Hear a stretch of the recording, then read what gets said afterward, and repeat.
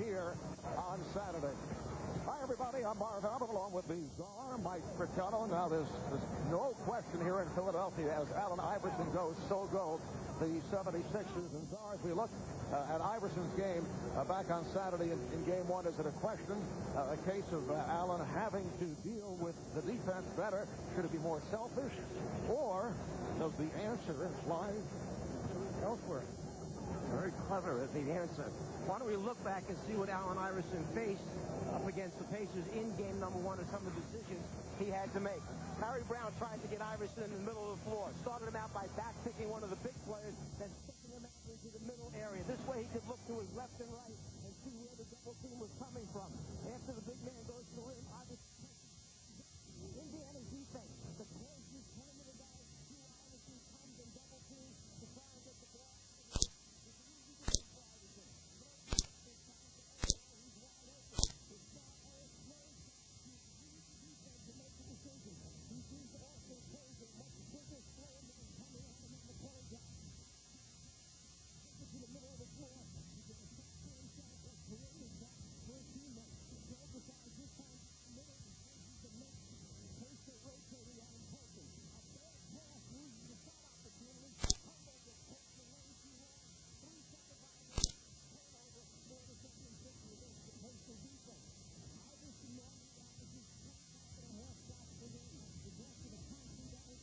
Got up only 19 in game number 1.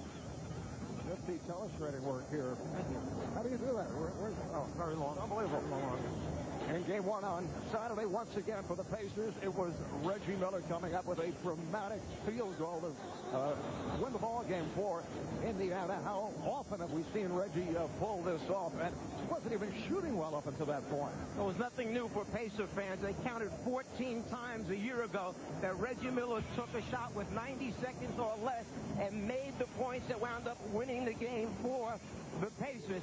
We see that even though he shot poorly in this particular game, at the end, when they needed it, Isaiah drew it up in the huddle, wound up giving the ball to Reggie Miller at 6'7", shooting it over the top of 6-foot Allen Iverson. Although Iverson was there, hands the ball and challenged it just enough to give Reggie an open look and the game winner. All right, so coming up, it'll be Game 2 of this best-of-5 series between the Sixers and the Pacers. We'll take a break. When we come back, we'll hear from Ernie back to the studio.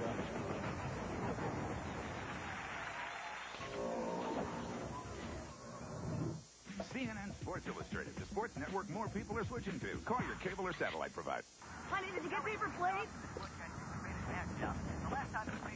Studio as we get set for Game 2 of the Pacers-Sixers series. We're going to follow that up with Game 2 of the Dallas-Utah series from Salt Lake City here on TBS. Get you up to speed on the playoffs and where things stand. First in the Western Conference, San Antonio a win away from eliminating Minnesota. They play again Saturday. The Jazz with the early lead over the Mavericks. They play later tonight on TBS. The Suns and the Kings play tomorrow night on TNT with Phoenix leading 1-0, and the Lakers play the Blazers again on Thursday in L.A., trying to build on a 1-0 lead. In the East, the Pacers and Sixers coming up shortly. The Knicks and the Raptors renew acquaintances on Thursday.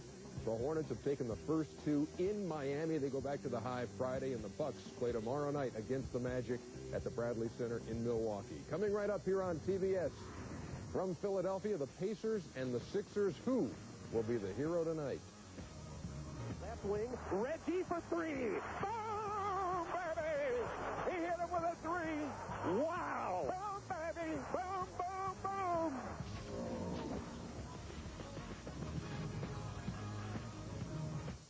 On TBS, brought to you by Jeep, makers of the Grand Cherokee, Cherokee, and Wrangler. Legendary vehicles built to take you anywhere and everywhere you want to go. By Gatorade Thirst Quencher. It's in the NBA. Is it in you? By Nestle Crunch. When you gotta have chocolate, it's crunch time. And by 1-800-CALL-ATT for collect calls. Welcome back to the city of brotherly love. This crowd is pumped. Back to the First Union Center as we take a look at tonight's Gatorade starting lineup. Isaiah Thomas telling us earlier he would go with the same lineup that he went with at the start in Game 1 on Saturday. The changes, Jean Tabak remains at center, although he played only 3 minutes in Game 1. And Travis Best opens in the backcourt, so Jalen Rose is up front with Jermaine O'Neal, and Reggie Miller and Travis Best are at the guard. 76ers with the usual starting five: Hill, Lynch, Mutombo, Iverson, and Snow. We're joined on the sidelines tonight by Mark Morgan. Let's check in with Mark. Thank you, Marv. Following game one, the 76ers big man had one complaint. They said, hey, we didn't get enough touches, and they make a pretty good case. Tyrone Hill, George Lynch, and Dikembe Mutombo had a total of only 8 shots in the second half of game one. That trio got off only 1 shot in the fourth quarter. Sixers coach Larry Brown said, our big men need to be aggressive and demand the ball inside, so look for the Sixers to establish a post presence. One Pacers player told me, he said, we don't fear the 76ers inside game, Mutombo or his jump hook. We are going to double team Allen Iverson and make his teammates make shots and make big plays. And he said if his teammates do that and Iverson doesn't do it, we'll live with that. Mark? All right, thank you very much, Mark. The officials, Dick Pavetta, James Capers, and Terry Durham. Czar, will the Sixers have a sense of panic here or a sense of urgency? At their shoot-around this morning, they were very confident. Look, the ball does have to go down inside more than it did the last game, but at the same time, you've got to remember what got the 76ers to this point, the #1 seed in the Eastern Conference. That's Allen Iverson, who averaged almost 26 shots per game. So he played unselfishly last game. He gave the ball up. He had 7 assists to go along with his 19 field goal attempts, but he still has to be an aggressive player, force the action, and then make decisions at the last second.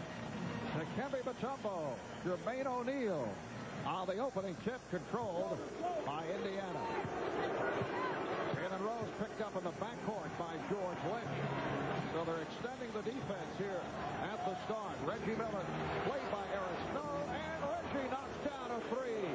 One of the things that Philadelphia would like to do is get up, pressure all the entry passes, try and force Indiana out as far as possible in catching or receiving the first pass. Allen Iverson. You see the immediate double on Iverson.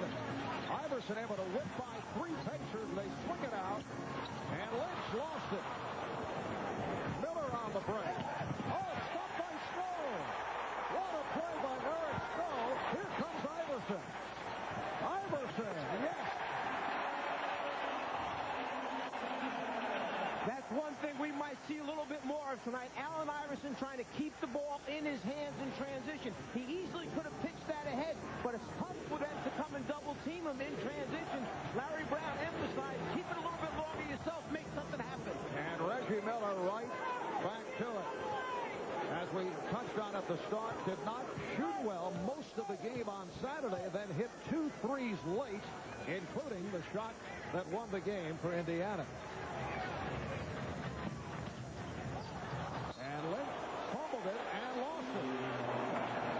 Twice now that George Lynch has touched the basketball, lost control of the basketball.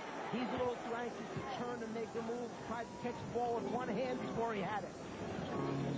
Pacers back in possession. They have a 5-2 lead. Miller lost it. And Reggie also looking to make the move. And some sloppy play by both teams here at the start. George Lynch trying a little bit too hard to get the ball up court after hobbling the first 2 we talked about. Now he turns around and throws one out of bounds, trying to lead him a little bit too long that time. And George Lynch, one of the front court players for the Sixers, who felt that he should have been able to get more shot opportunities. The outside official, Terry Durham. The foul call on Tyrone Hill. And Travis Best on the pass wound up banging knees on the inside, so he's hobbling a little bit right now, but you can see Best has the ability to go past Iverson off the dribble and put pressure on the interior defense of the 76ers. And Travis playing with the sore back. Came into the game the other day with a sore back. Brown wanted to travel. Iverson has a 3-on-2. Iverson goes all the way. Again, Iverson keeping the ball in his hands. There's no way to come and double team when they're going that fast.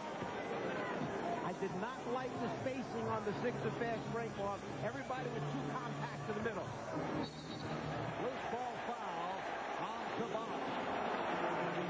As they're coming down in transition, watch the left and right lanes way too close. They need to spread out so the defenders can't play him, but fortunately, Iverson's so fast, he splits them himself for the basket. 2.5 minutes gone by in the first quarter. And the Pacers lead 5-4. Lynch handling again. Played by Rose. Here's Lynch. Yes.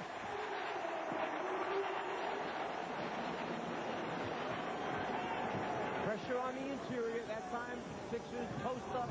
Lynch much stronger than Rose down the low post area. Jermaine O'Neal banking his way out to Kembe Mutombo. And tipped home.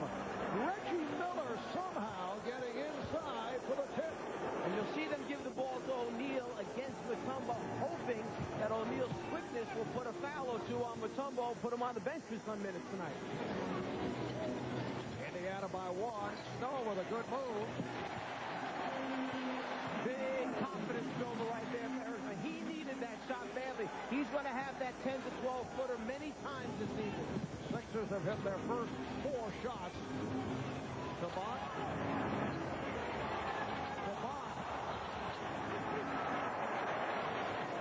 Iverson with the Pacers back. Iverson. Yes. Oh, Allen Iverson is feeling it. He's 3 for 3. And the Sixers now lead by the score of 10-7. We'd like to welcome those of you watching in Canada on Sportsnet. Marv Albert with the Czar, Mike Fratello, Mark Morgan.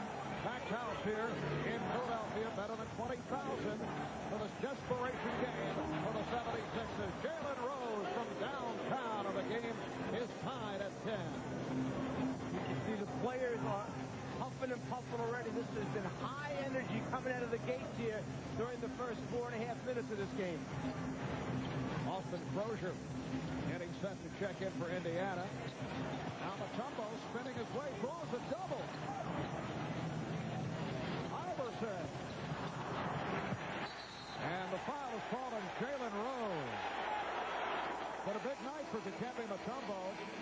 NBA Commissioner David Stern on hand as Dikembe was honored as the Defensive Player of the Year for the 4th time. The first ever 76er to win it. And the first player to win it with 3 different teams. Also won it in Denver and Atlanta. And we saw Mutombo pounding the offensive boards. He had 5 offensive rebounds in game number 1, a total of 22 rebounds for the game, along with 5 blocked shots. Once again, a cameo for John Tabak, replaced by Austin Crozier. The game is tied at 10.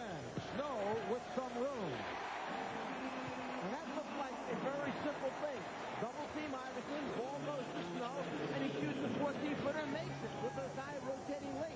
Well, that's what they had in game number 1. The difference was in the 4th quarter, they couldn't make a shot. Traveling violation. Jalen Rose changed his mind, was about to go up for the shot. So the ball back to the 76ers. The 76ers finished the regular season at 56-26 on top of the East, the number 1 seed, but they fell off the last couple of months of the season. They were 41-14 at the time of the trade of Theo Rattler to Atlanta, and after that trade, and injuries certainly played a part. 76ers went 15-12 and only 5-9 against playoff teams. Here's Lynch open, 4-3. Larry Brown made a good point today. If you're going to shoot a 3, get behind the 3-point line. If Travis Best comes down uncontested to the middle of the floor foul line, 15-foot jumper, somebody's got to step up and stop him. Well, Brown's point was, if you're going to get a 3, step behind and take it. Otherwise, move inside and get a good shot in your range. You don't have to be straddling the 3-point line, only wind up with 2. Nice move by Snow on the double pump against Best, who is a good defender. 76ers lead 14-12. We approach the halfway mark on this first quarter. Best not able to penetrate. Stopped by Iverson. Miller for Rose. Again, confusion on the part of Jalen Rose. Nice shot by Tyrone Hill. He faked like he was stepping up for a charge, and then anticipated the pass to his left. Iverson not able to hit it down from downtown. Here comes Best. And an open shot for Rose. Mutombo reaching. And Snow starts back. Trying to get a little too tricky with that one bounce attempt for Tyrone Hill. Timeout is called here in Philadelphia. 5:38 to go in the first quarter. And it's the Sixers by 2. For Dikembe Mutombo as he was presented with the Defensive Player of the Year trophy by NBA Commissioner David Stern. As we mentioned, the 4th time that he's taken this award. Now, Dikembe will turn 35 on June the 25th. He says he knows there are people who think that he is older. He says age really doesn't matter. He says, well, it just depends how you take care of your body. And he said one of the best examples is his father. He says he's almost 72 years old, and when you look at him, he looks like he's 30 years old, something that people have said about you, Czar. I look 72. No, just the opposite. Oh, okay. For your age. Thank you. At 72, you look much younger. Thank you. Mutombo said it's been a great year for me as a newborn 2-month-old son. He's a free agent this summer, yet he gets traded to a team that has a chance to win the NBA championship. Very, very thankful person. Sixers up 14-12. And the foul. Hard foul from Eric Snow. Brown was looking for a traveling violation on Reggie Miller. He's such a dangerous shooter that once he looks or picks the ball up to shoot it, you get people off their feet. Snow that time knows he has no chance. Figures you might as well take him down, not let him get the shot off. First free throws of the night. Reggie Miller led the NBA at 93% from the line. Coming up next, right here on TBS, the Mavericks and the Jazz in Game 2 of our doubleheader.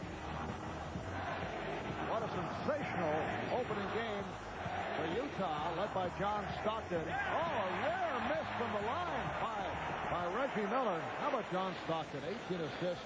What a scene at the Delta Center in Salt Lake City this past Saturday. You get a block call that time as Iverson tries to put it down on the floor. Travis Best with the foul that time. I don't quite understand that. Yes. Reggie Miller misses a free throw, and then you say, how about John Stockton? Well, I'm just making... It confused me. Well, I was reading the promotional I understand. announcement regarding help you out. That's all. Dallas, Utah, and I'm reacting to the action. I know sometimes you get into a point and can't seem to get off it no matter what action might be taking place on the floor. Mutombo with a jump hook. And here's Miller ahead of the field. Nice play by the Pacers. It seems like Philadelphia worked so hard to get the possession, to get the shot, and all of a sudden there's a run-out layup at the other end for Indiana. 10 points for Reggie here at the start with just under 5 remaining in the first. Iverson able to shake off Best, and the rebound is handled by O'Neal. Wayne O'Neal coming off a sensational game here on Saturday. Miller, Reggie Miller with 12 points, 5 for 6 from the field. You just get the sense that Reggie feels nobody can play him for the 76ers. He gets them off balance with his quickness, his ability to shoot, and then he's kind of like playing with them at the offensive end. Lynch working hard. And Crozier stepped out of bounds of the Philadelphia ball. Philadelphia's spacing has been distorted. A lot of white shirts are bunched in a small area right now, which is making it easier for Indiana to defend and rotate the 76er plays. Kevin Ollie, who has worked his way into the rotation, has come on, replacing Eric Snow. Ollie in his 5th year out of University of Connecticut. Iverson. Yes. So Allen Iverson shooting the ball well here at the start. 4 for 7. And the Pacers lead by 1. Miller over Ollie. And you get the idea Reggie wants to shoot that ball every time it's in his hands. And the way he's going, he should. Well, how do you feel if you're Ollie coming in the game and the coach tells you go out there and stop Reggie Miller? Okay, let me just go give it a shot. Mutombo on the putback and a loose ball foul. Charge to Crozier. Miller knows he's got a guy coming in that was just on the bench. He tries to get him up in the air first, then takes him back to the baseline. Another fake and size again. A much taller at 6'7", Reggie Miller over the top of Ollie for the jumper. 3.5 remaining in this first quarter. Pacers with a 19-16 lead on the 76ers. Here Here's the double on Iverson, who finds Ollie wide open. Yes.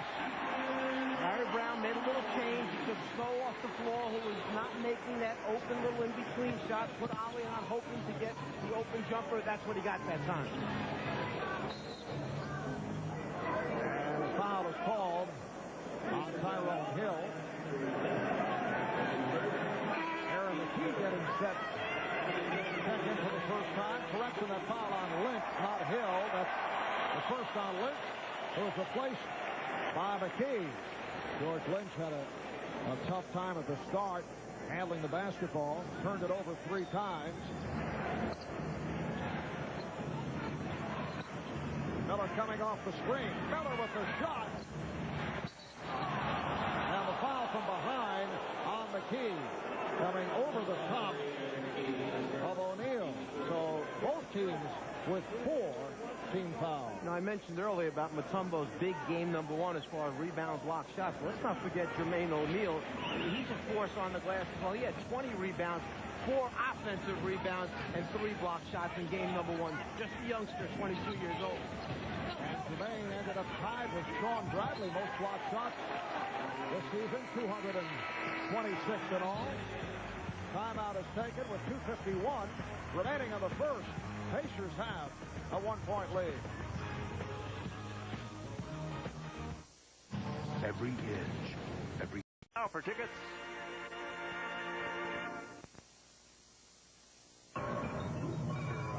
That has to be our approach throughout the playoffs. You know, we have to have that sense of urgency throughout. I mean, whether we win the first game or we lose the second game, you still have to have that urgency because the tables can easily turn at any moment. You know, these numbers, 1 seed, 8 seed, 6 seed, that stuff really don't mean nothing. You know, you have to go out there and prove how good you are. If you're the number 1 seed, you have to prove it. So, you know, it really doesn't matter to none of these teams. Aaron McKee certainly expressing the feeling of this 76er team. They met together this morning at practice. You saw the team come together. Eric Snow kind of rallied the guys around the fact that, hey, look, we can bounce back. It's only 1 game. It's not a whole season that we just got done playing. We're down 1 game. We know we're a good team. We can win this series, but we've got to go out there tonight and lay it out. And Aaron McKee, very level-headed, off the bench this year, starting this year, back coming off the bench once again. Has to adjust on a regular basis to what his role is. Iverson knocking it away. And a foul is called on Best. Allen Iverson with an alert defensive play leading to the foul that puts Indiana over the limit. Don't concede. Entry passes in from the side out. Iverson guesses that the ball's going to be passed on that side. Runs, gets a hand in there, gets a deflection. There we see it right there by Allen Iverson. And Best with his second foul. Al Harrington getting set to come on. Kind of interesting that Travis Best played 44 minutes, guarded Iverson probably 90% of the time in game number 1, and had 0 personal fouls. Here he goes out with 2 already.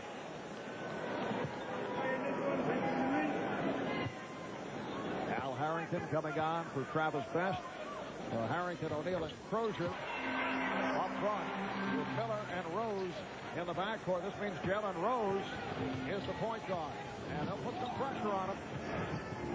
Kevin Ollie all over Rose. He used up almost 9 seconds making that entry pass, Mark. Shot clock at 5. Harrington going at Ollie. Harrington, yes, nice move on the post-up. Al Harrington with the height advantage on Kevin Ollie and quick advantage, so the Pacers now lead by 2.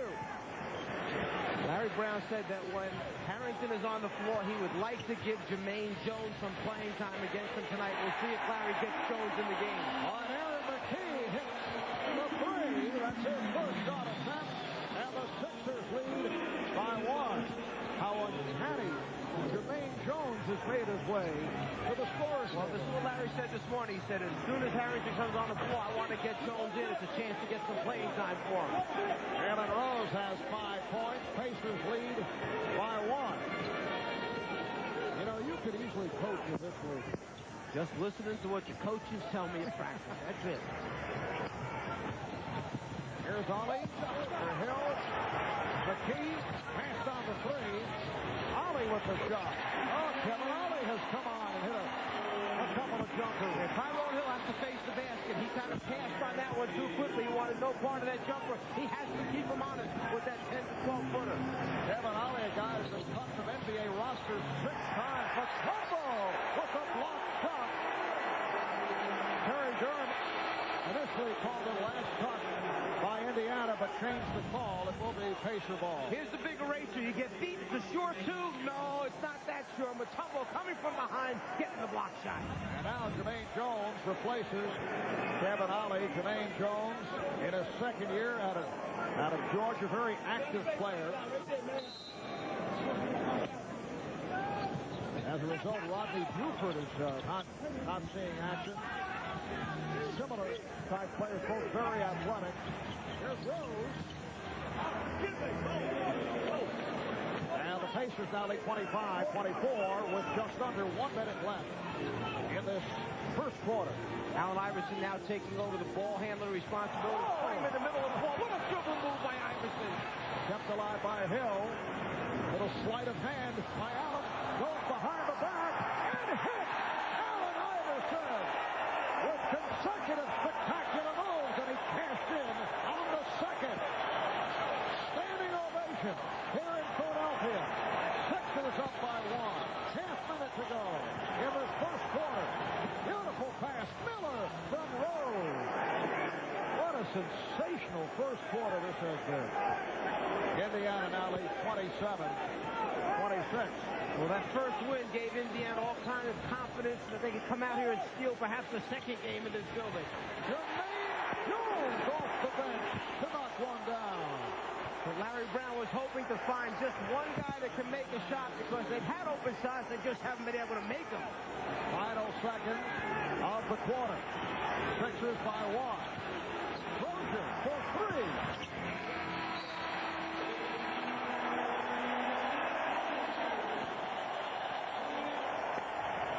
One quarter complete. The 76ers with a 28-27 lead. Reggie Miller came out firing 7 of 9, 16 points. And Allen Iverson, 5 for 10 in his 12 minutes, 11 points and 4 assists. We'll be back to First Union Center in a moment.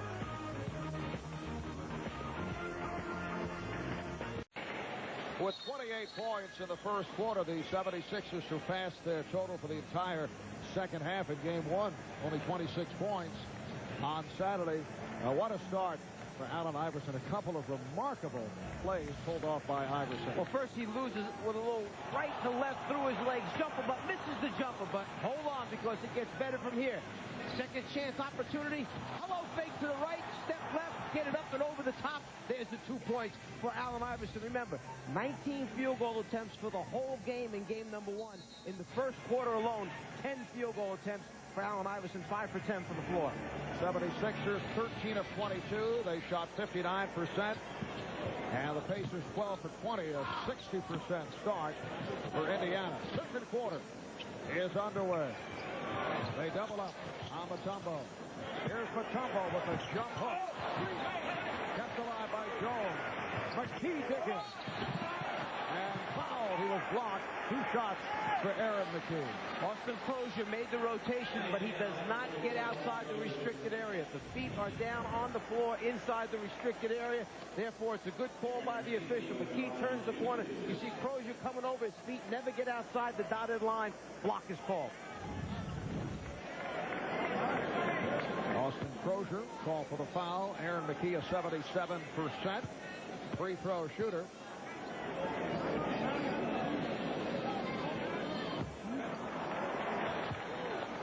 Aaron in his 7th year out of Temple University, originally a first-round draft pick of Portland. That was back in '94. Spent a couple of years with the Blazers, then on to Detroit.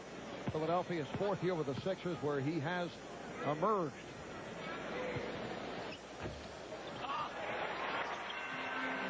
McKee, one of the candidates for the 6th man award this season, giving the Sixers a 29-27 lead. Lots of the Sixers up for awards this year. That's why they had such a great season. Very, very solid point. Good observation. Larry Brown, a candidate for Coach of the Year. Allen Iverson for MVP. Dikembe Mutombo won the Defensive Player Award. Did that graze the rim? Well, the Pacers thought so.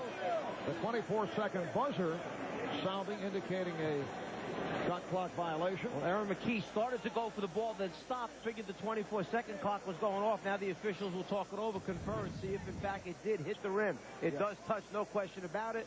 Good save that time. It should be Pacer possession. With perhaps 23, 22, 21 on the shot clock. Pick another number. 20. You know, you're a guy who never hedges. Nah, just right to the point.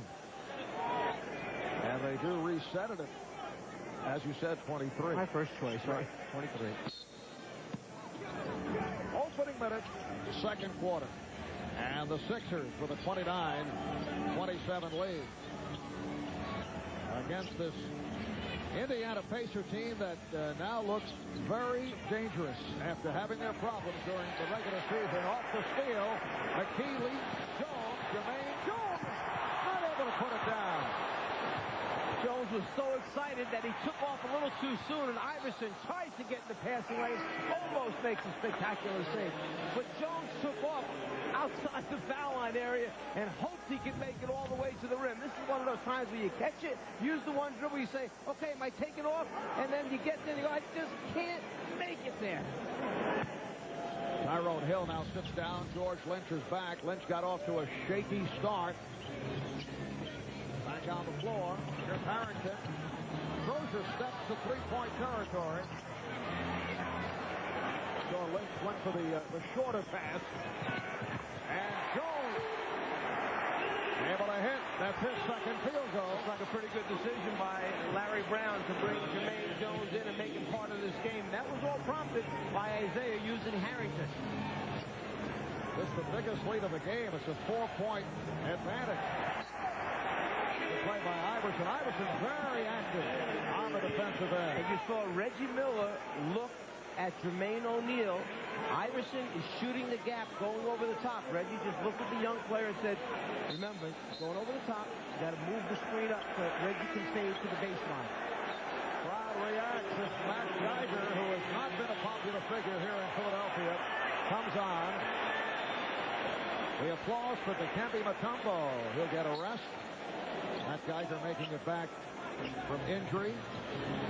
Much controversy concerning his threshold of pain. Shot clock is down to 2. It's down to 1.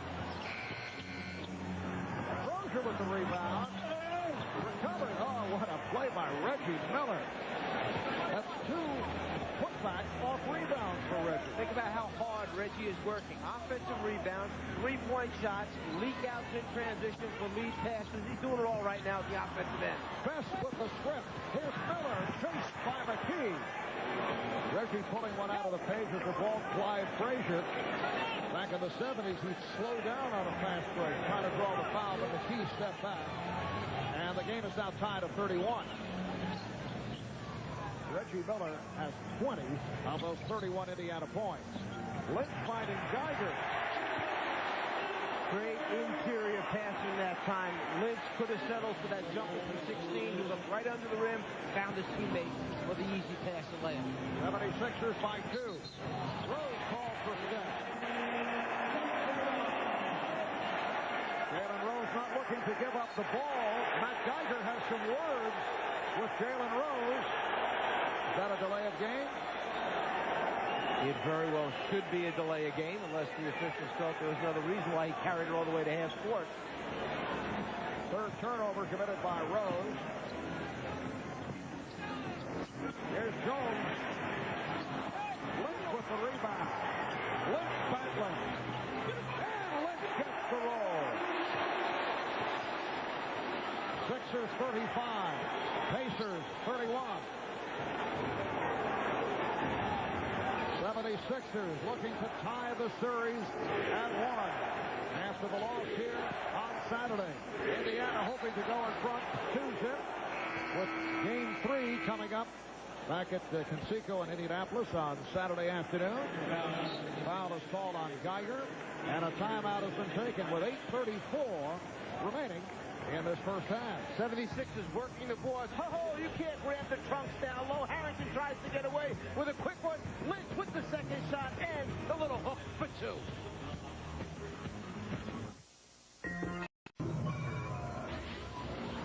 I would say there's only one must-win in the whole season of the NBA, and that's when you're about to be eliminated. If you have one game to go and you're facing elimination, that's a must-win. Other than that, they're all important games. Well, game 2 of the best of 5 between the Dallas Mavericks and the Utah Jazz will follow the Sixers and Pacers. Dirk Nowitzki had a strong game, 20 and 12. Karl Malone, 26 points.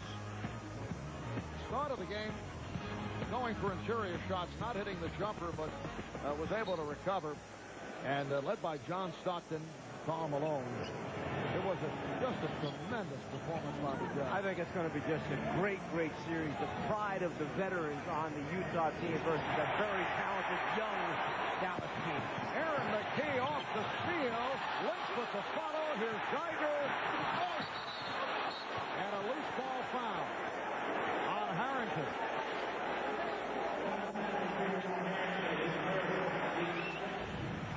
Solid defense by the 76ers. Get a hand in, get a flip. Now the turnover. McKee misses the layup. Look at the hustle. One attempt. Here comes the second attempt by Geiger. And then again on the glass, Jones is fouled by Harrington.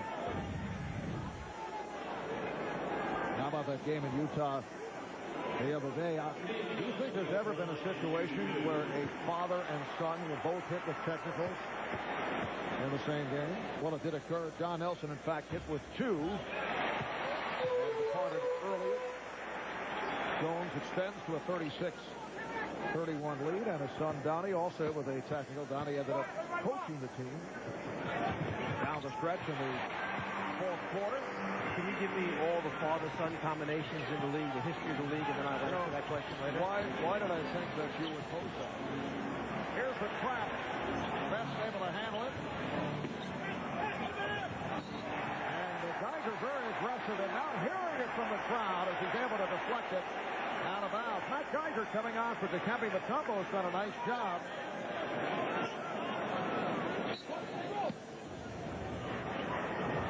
Iverson took a whack in the face as Miller hits the 3, and Reggie Miller with 23 points. He's 10 for 12 from the field. Because Reggie starts you one way when he doesn't have the ball in his hands, and then he gets space between his defender to clear that shot. Offensive foul. Allen Iverson forcing the issue, picks up his first. And that was a result of Allen Iverson was frustrated at the other end of the floor. He thought Reggie had pushed him off. He was determined to try and draw a foul call. He goes right into the pack. Indiana's sitting there waiting for it. This first pass being played at a fierce pace. 7.5 remaining in the second quarter. Here's Crozier. Good job. And the foul. Austin Crozier with a hard drive to the basket. And he'll go to the line. A little bit easier for the opposition when Mutombo is not on the floor. They tend to go to the rim a little bit stronger, a little bit harder, and that time Crozier takes the hit, now goes to the free throw line. Prior to the field goal by Crozier, Reggie Miller has scored the last 9 points for the Pacers. Austin Crozier started the season in disappointing fashion, but has come on instrumental in the raised level of play by Pacers. In fact, Isaiah Thomas, the NBA's Coach of the Month in April, as Indiana went 8 up and 2 down, winning 7 in a row, extending their home court win streak to 10. Here's Jones. Jermaine Jones hit a couple of jump shots, and now perhaps a little bit too shot happy. I don't think that's a shot that Larry Brown was looking for. Jermaine can play off of Iverson. Let Iverson draw those double teams. Just stop it. Brown wanted to travel. Reggie Miller is having an incredible first half. 25 from Miller.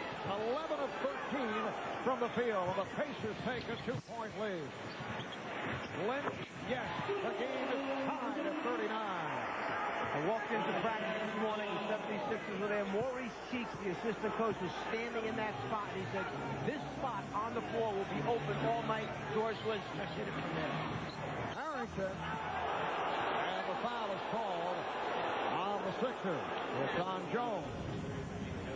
Reggie Miller showing us a little bit of his total arsenal. Through his legs, start one way, come back another way, step to the left, triangle under, and then fade at the end. Give a little 5 to his coach as he runs by Isaiah Thomas. Pretty impressive stat line for Reggie. Now Harrington at the free throw line. Looking ahead tomorrow night. It's a doubleheader on TNT. The Magic and the Bucks in Game 1, followed by the Suns and the Kings. And then Thursday night, another twin bill on TNT. Raptors take on the Knicks at Madison Square Garden in New York, followed by the Blazers and the Lakers in L.A. Coverage beginning 8 o'clock Eastern Time. Harrington, a 66% free throw shooter, makes 1 out of 2 for Indiana. Pacers up by 1. Eric Snow back on the floor. Snow and Iverson in the backcourt. Here's Iverson for 3. Well, Mutombo and Harrington became entangled following that shot, glaring at each other. The Sixers now lead 42-40. That was Iverson's first shot of the quarter. There's O'Neal backing his way. Iverson over to help, and Mutombo got a piece of it. The save by Harrington, but he stepped out of bounds. Mutombo was so long, O'Neal was at the front of the rim, just about ready to put it in, and suddenly, at the end, Mutombo takes it out of there.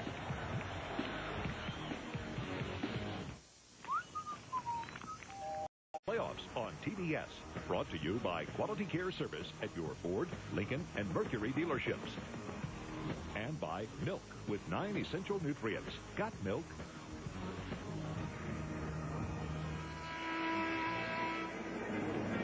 This Sunday on TBS Superstation, Helen Hunt, Patrick Swayze, Liam Neeson will star the Superstation premiere Next of Kin. That's this Sunday, 6 o'clock Eastern Time on TBS Superstation. We just got a quick phone call here during the timeout. A quick phone call? Yes, Susie Snow, her mother, called, said she wanted you to go over, give a big hugging kiss, and wish him happy birthday.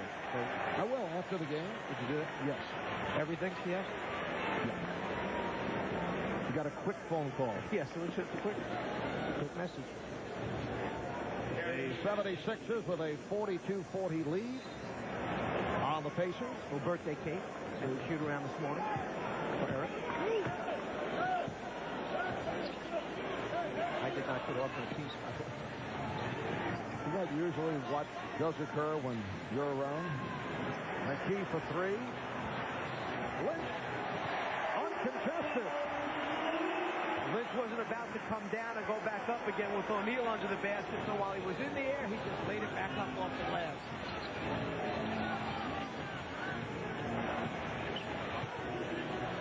Iverson now defending on Harrington. Here's Crozier for 3. Yes. Austin Crozier with 6 points.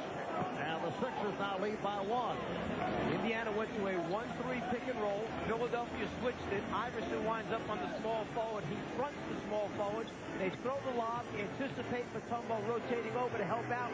The opposite pass, opposite side of the floor, wide open. Illegal defense being applauded by the crowd. Larry Brown upset about not getting that call in Game 1. Allen Iverson is complaining that they've been illegal the entire game, and we're talking about the players right here double teaming. Are they coming aggressively or getting caught halfway in between? That time the official felt it was not an aggressive double team. It was just like a half trap, a soft trap. That's not legal. Shot clock down to 5. Here's McKee challenging O'Neal, which is a tough challenge. He's a shot blocking specialist. Sixers now lead 46-43.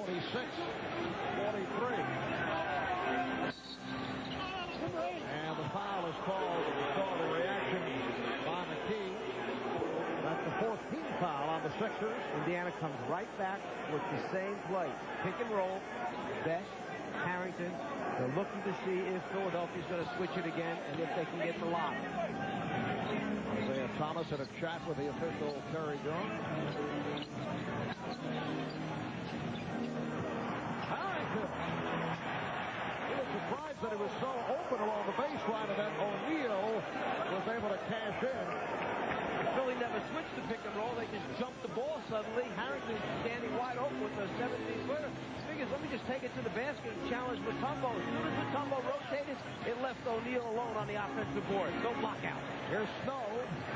Well, an open shot for Snow is set up by the double on Iverson. And the Sixers now lead 48-45. That's assist number 5 for Iverson, who has 14 points. Both clubs are shooting exceptionally well. The 76ers, 55%. The Pacers at 59. Here's Crozier, stopped by Mutombo, but O'Neal is there. You see 2 baskets in a row for O'Neal because his defender happens to be one of the premier shot blockers in the league. Blocked shots both times, but then there's nobody there to block out O'Neal. Philly up by 1, again the double, leading to the shot by McKee for 3. Iverson handling the double team so well, and his teammates have been able to take advantage. Sixers now lead 51-47. McKee had the second most three-point attempts this year behind Iverson for the Sixers. Harrington shooting a breath.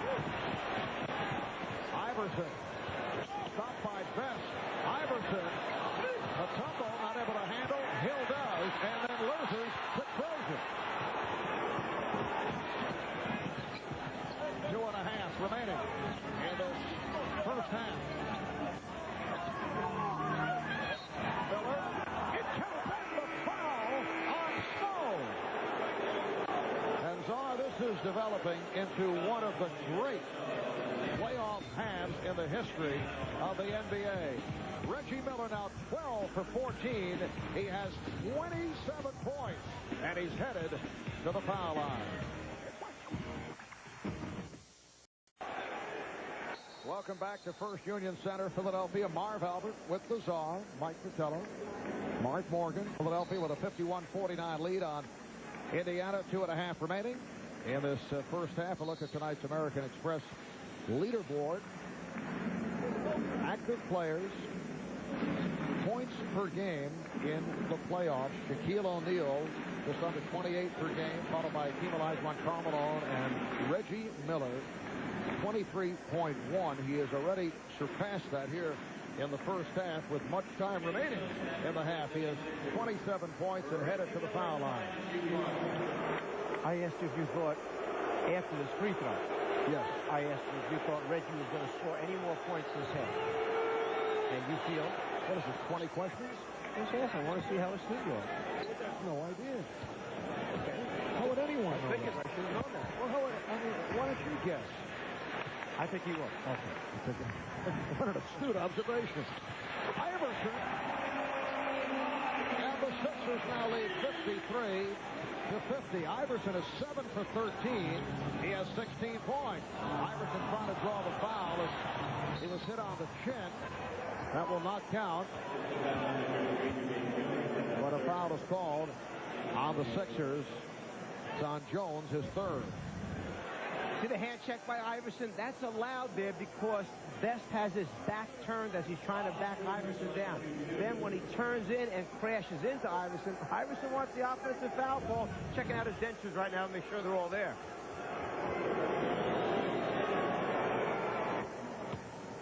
Well, coming up on the AT&T halftime report, Chris Mullen will join Ernie Johnson, Kenny Smith, Peter Vesey in the studio. They'll have first half analysis of our game and a look ahead at Game 2 of the twin bill between the Suns and the Kings.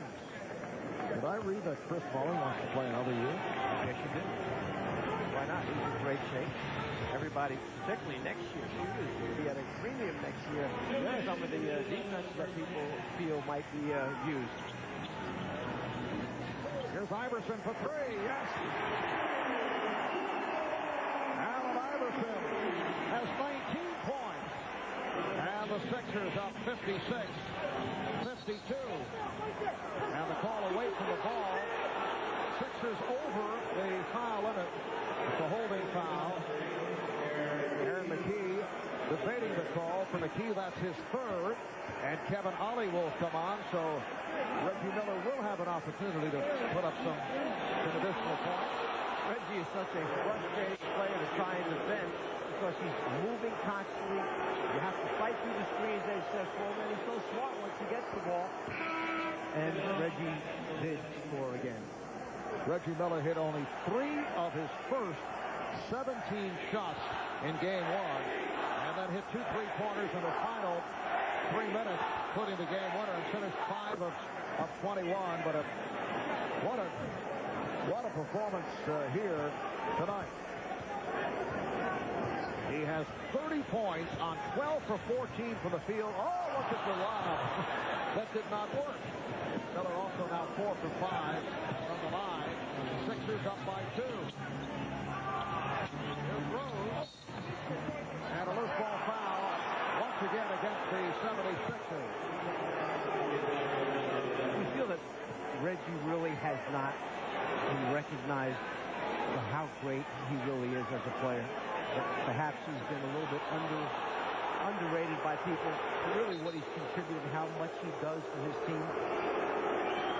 I don't know, maybe it's the people that you talk to on a regular basis. What do you? I don't get that. No, I think that you're saying on a national basis he's not getting to the play. I'm not quite sure that over the years. He's a Hall of Famer. Don't you think he's a surefire Hall of Fame player? You and I, yeah. Well, okay. I'm wondering the exposure that he has received, maybe not quite what it should be for him. Well, he has gotten so much attention, and deservedly so, because of his clutch performances in the playoffs. He's a much better defensive player than people give him credit for. That's also hard. You are raising some fine questions. Hard to measure. I guess it depends who you're talking with at the particular moment. 1:15 remaining in the first half. Game is now tied at 56. Illegal defense for the second time called on Indiana. Are the playoff record for most points in a half in the history of the NBA. Sleepy Floyd at 39 as a member of the Golden State Warriors back in '87 against the Los Angeles Lakers. I wish you would have asked me that question. I wanted to have that answer before you asked me. Our staff able to research that. Iverson took a shot. He thought he was fouled. Mutombo with a series of moves, and then O'Neal came up with a blocked shot. Jermaine O'Neal with his first block, and a timeout has been taken by Larry Brown. It's a 20-second timeout. 1 minute to go in the first half. 76ers up by 1.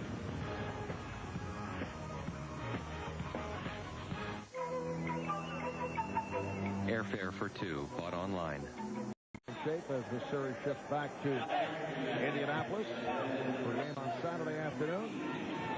The only 2 teams who finished in the 8th spot to win a series. In '99, the Knicks did it over Miami. In '94, Denver beat Seattle. And now Indiana taking possession on a turnover will take a timeout. Yeah, we have 57 and 56 points scored here respectively, yet both of these teams during the course of the regular season are lower scoring teams in the NBA. Pacers averaging just over 92 points per game, 76ers almost 95 points per game, and here we are with some hot shooting, points up on the board, energy levels up high tonight. And a little history between these 2 teams in recent years. Last year on the playoffs, Pacers eliminated the Sixers in 6 games. They went on to the NBA Finals, losing to the Lakers in 6. 2 seasons back, the Pacers took the Sixers out in a 4-0 sweep. The Philadelphia Philadelphia 76ers in the #1 spot, top seed in the East, although they went into a tailspin the last month and a half. Tough time for sports teams in Philadelphia. The NHL Flyers eliminated in the first round by Buffalo, capped off by the 8-0 walloping, and then the Sixers losing here on Saturday. Here's Miller for 3. Yes! Make it 33 points for Reggie Miller. Defensive breakdown that time by the 76ers. There was a back-pick flare for Reggie Miller, which was make-believe. As soon as they ran that, they came right back and screamed on him for the 3. And Iverson right back. That was the third 3 by Miller. Should be pointed out, though, the Philadelphia Phillies are off to a good start, 12-6, on top of the National League East. Shot clock down at 8. Crozier with the step. Slows the layup. Dick Pavetta, though, with the whistle at center court, and an offensive foul call. Offensive foul on Harrington. That's why the lane was open. It looked a little bit too easy, didn't it? All of a sudden, somebody's just like going down for a layup drill. So the ball back to Philadelphia. Adjustment of the clock. The play up late. Do you want to put any time back on the clock? And here, Dick Pavetta, Terry Bird discussing, should we put any additional time back on the clock? 19 and 7/10 seconds remaining in the half. Isaiah accepts it. This is Isaiah's time of the year. What a great playoff performer he was. Fired up player, although looks low key, although you know it's boiling inside. But on the bench, for the most part, he's remained calm. Well, he knows what the emotions are, how high they are, so he doesn't want to see his, the team to see him too excited for to have to play under control, so he must remain under control. Here's Lynch. Yes. With 7 seconds left in the half. Philly up by 2. Rose with time running down. He beats Iverson. Sets it up for Crozier for 3. And that would have counted. Nice setup. From Rose to Crozier. That's the end of the first half. Terrific half of basketball. Sparked by Reggie Miller and Allen Iverson. They each played all 24 minutes. Reggie 13 of 15 for 33 points, 3 for 3 from downtown, and Iverson 9 of 15, 22.6 assists. Let's go over to Mark Morgan and George Lynch. Mark, thanks very much, George. Your team much better in this game than you, especially you did in the second half of game 1. As far as the offense, getting everyone involved, is your spacing better? Is Allen passing better out of the double teams? What's going on? Yeah, I think the last 3 games, last 3 practices, we did a better job of focusing in on what we needed, where we needed to be, and what we needed to do offensively, because they were zoning up with their big guys, and we got to make them pay. Reggie Miller has come out like he wants to grab this game in this series by the throat. 33 points. He's missed only 2 field goals. How do you slow him down in the second half? I think our big guys got to be a little more active. Coming off the screens, we got to be able to switch, or at least show, because he's a rhythm shooter. And if you can distract his rhythm a little bit, it'll throw him off. George, thanks. Good luck. All right, thanks a lot. All right, Marv, Mike, back to you. All right, thanks, Mark. 33 points for Reggie Miller, 22 for Allen Iverson. Playoff record points and a half. Eric Sleepy Floyd has it. Still has it with 39. 2 points, 6 to lead at the half. Ernie Johnson in our Atlanta studio coming up. All right, thank you very much, Marv. They talk about Reggie Miller's retro haircut going back with the fade. This is almost a retro score at the break, 61-59. They're lighting it up in Philadelphia as we welcome you to the AT&T halftime report. Ernie Johnson, Kenny Smith, Peter Vesey, and Chris Mullen. And it's been pointed out that Reggie with 33 points, nearing the playoff record for points in half, 39 by your old teammate Sleepy Floyd. And my neighbor. Golden State. He's my neighbor in Sugar Land. Yeah, I remember that. Sleepy just got in the zone. He wasn't making just outside. He was making everything. Driving, finishing over Kareem, getting by Worthy and Magic. It was just unbelievable, and the whole place was just electric. But when you hear Chris Mullen saying, wow, or man, and we're watching this thing in the first half, Reggie, yeah, a lot of things he does doesn't surprise me because I've seen him in practice and I've seen it over and over again. But when you go 13 for 15 in a huge game on the road, I mean, that's incredible. It's just, again, I mean, I can't say enough about Reggie's preparation, his professionalism, And, you know, he could do it. He can do it in the second half, so stick around. Billy Joel might be on hold now. Right. Billy Joel, come on over here and watch the game. I'll buy you a CD. Go ahead, Jet. Well, it was interesting what George Lynch said. You know, he's a rhythm shooter, and if you can get him out of his rhythm. Let me tell you the dynamics. So there are shooters, and then there are scorers. Reggie Miller happens to be both. There are guys who like to shoot when they're open. He has setup moves that can get you off balance and make you really uncomfortable. Here's the setup. We all know that he can shoot the three, and you wonder how he can get these threes off and how he has room, because this is it. Now you're on him. He has a 1-2 dribble going to the baseline. The help can't come. He shoots the floater. Then here, you think he's going right? No, he comes back in it. He got the up fake. He has other moves. He is not just a shooter. He has the dynamics of a scorer and being a great shooter. And again, Michael Jordan, remember him? He used to get credit for expanding his game every summer. He'd come back with new moves. Reggie, you know, a few years ago, he started working on that move off the dribble, and there you saw an awful lot of that just there. He talks about his professionalism. Larry Bird and Isaiah Thomas both said they were never more surprised when they took over as coach of the Pacers to see what kind of leader Reggie Miller is, the kind of conditioning that he stays in, you know, the things that he does to help his teammates. We could go on, but maybe I'll write a column about it. Yeah, that sounds like a good idea. Philadelphia, meantime, getting 22 out of Allen Iverson, who has taken 15 shots. He only took 19 all of Game 1. Now, the Raptors and the Knicks resume their series on Thursday night. Knicks guard Charlie Ward has apologized for remarks he made in a New York Times Magazine story over the weekend.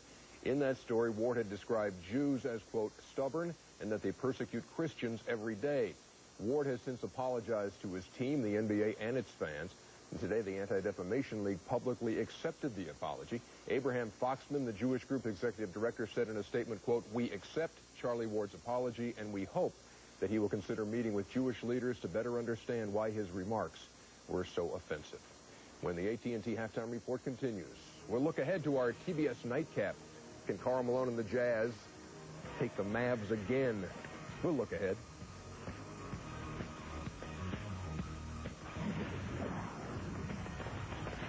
The AT&T Halftime Report is brought to you by AT&T, proud sponsor of the NBA.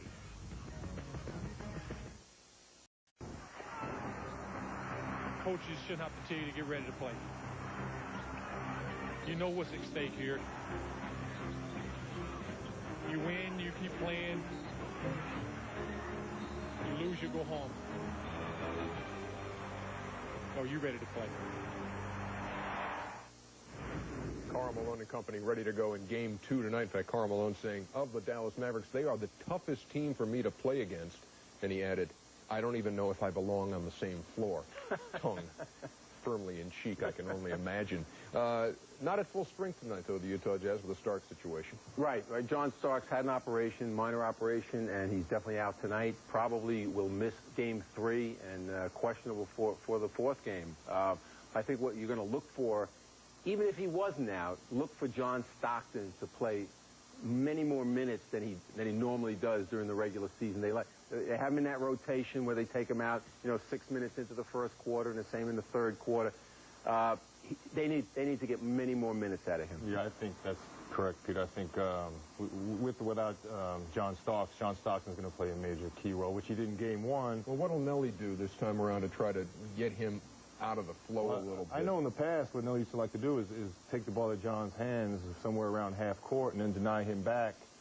Like Kenny mentioned, it's not going to totally screw them up, but the Jazz are a well-oiled machine. If you kind of just take them out of it a little bit, it helps your opportunities a little bit. They want to get out and run. Dallas wants to get up and down the floor, get Finley out there, get Nowitzki trailing for threes, have Nash draw and kick and get up and down. Are you feeling any better?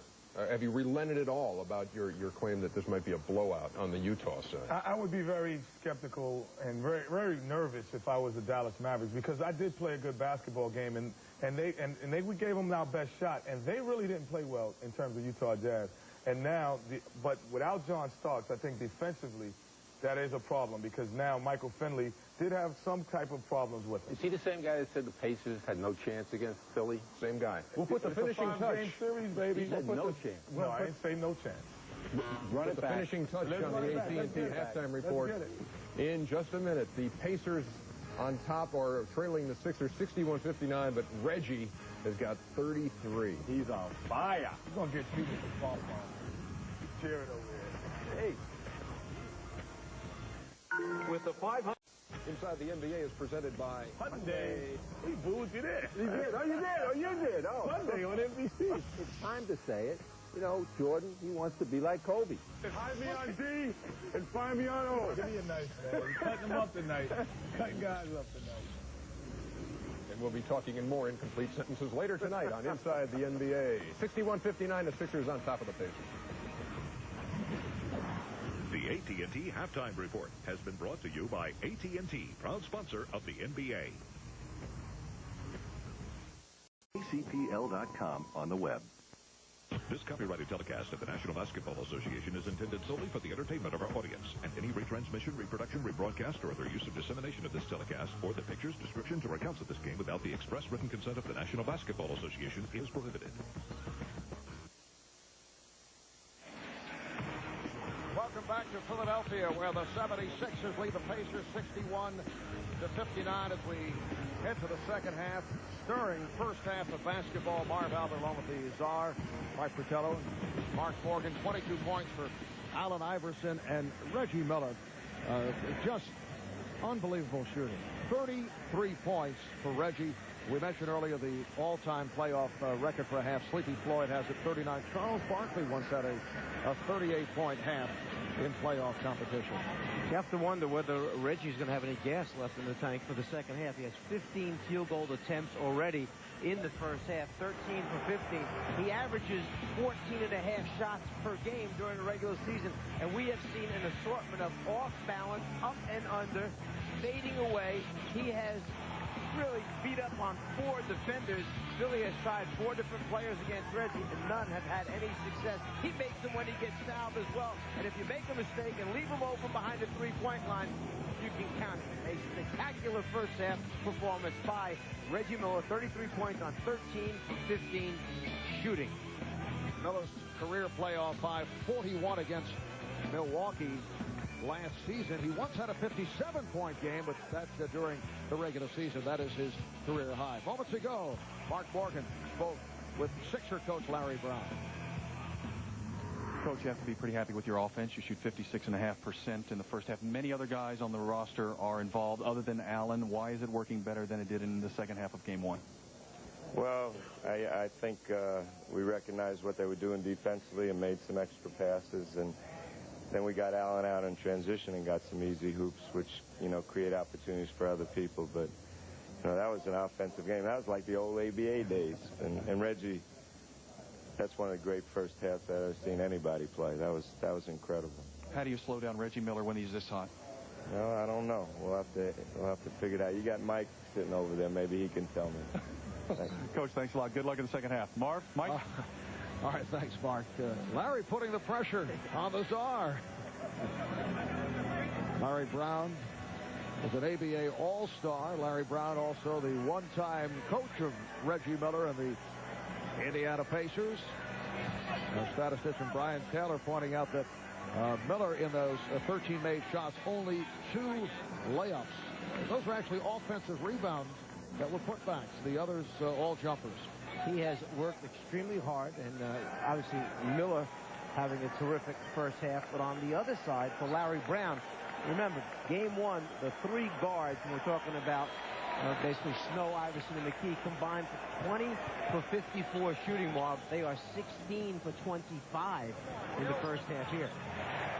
Tyrone Hill opening up the third quarter to give the Sixers a 4-point lead. Sam Perkins starting the second half for the Pacers. Did not play at all in the first half. Isaiah going with John Tabak with another cameo. He started in game 1. Here's Perkins. Miller with the save. And taken by Hill. Go with a nice pass. Lynch fouled by O'Neal.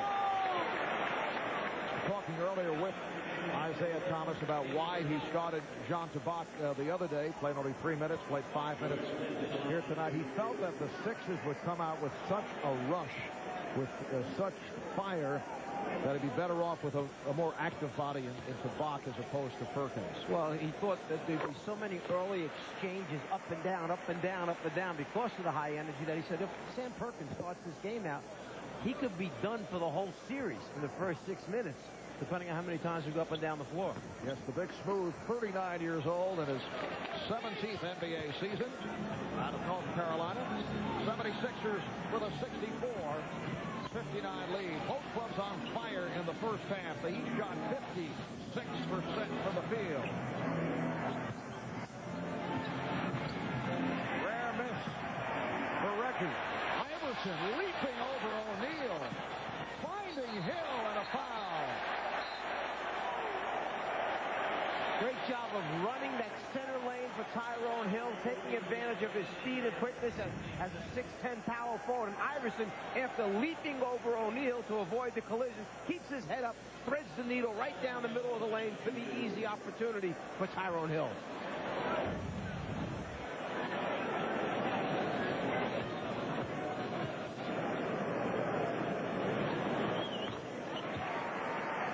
Sixers matching their biggest lead of the night. The all-time scoring record in a playoff game is held by Michael Jordan, 63 points for the Bulls against the Celtics in that double overtime game back in April of '86. The pressure defense being extended by the 76ers, and a technical foul called on Isaiah Thomas. Isaiah unhappy with those last two calls. And he's hit with the tee. And even while hit with a technical, Isaiah has that look of calm. Does not overreact. He must have snuck that one in. Yeah. It was a transition technical. That's how he got it. So the Sixers now lead 67-59. Elgin Baylor had a 61-point game. Wilt Chamberlain, 56. Jordan also had a 56-point game. And our man Charles Barkley with 56 in a game at Golden State. That's the game he got 38 and a half. 76ers looking to add to the lead. Iverson with the off-balance shot. Just about to say, now that's not a high percentage shot. The ball is rolling on the rim, just about to go in. Rolls out at the last second. Miller. He's cooling off, Mark. he's had a couple of good looks. Just not able to hit. Iverson picked up on the foot by Perkins. Traveling violation. So the ball back to the 76ers. Reggie Miller called for steps. Sixers with a front line of Hill, Mutombo, and Lynch, Iverson, and Snow in the backcourt.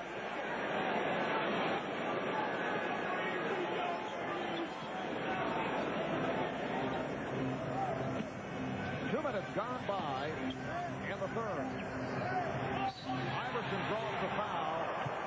So Travis Best called for his third. Because of the positioning on the floor by the 76ers, it's not as easy this game as it was in game number one to come and double Iverson as quickly as they did during that first game.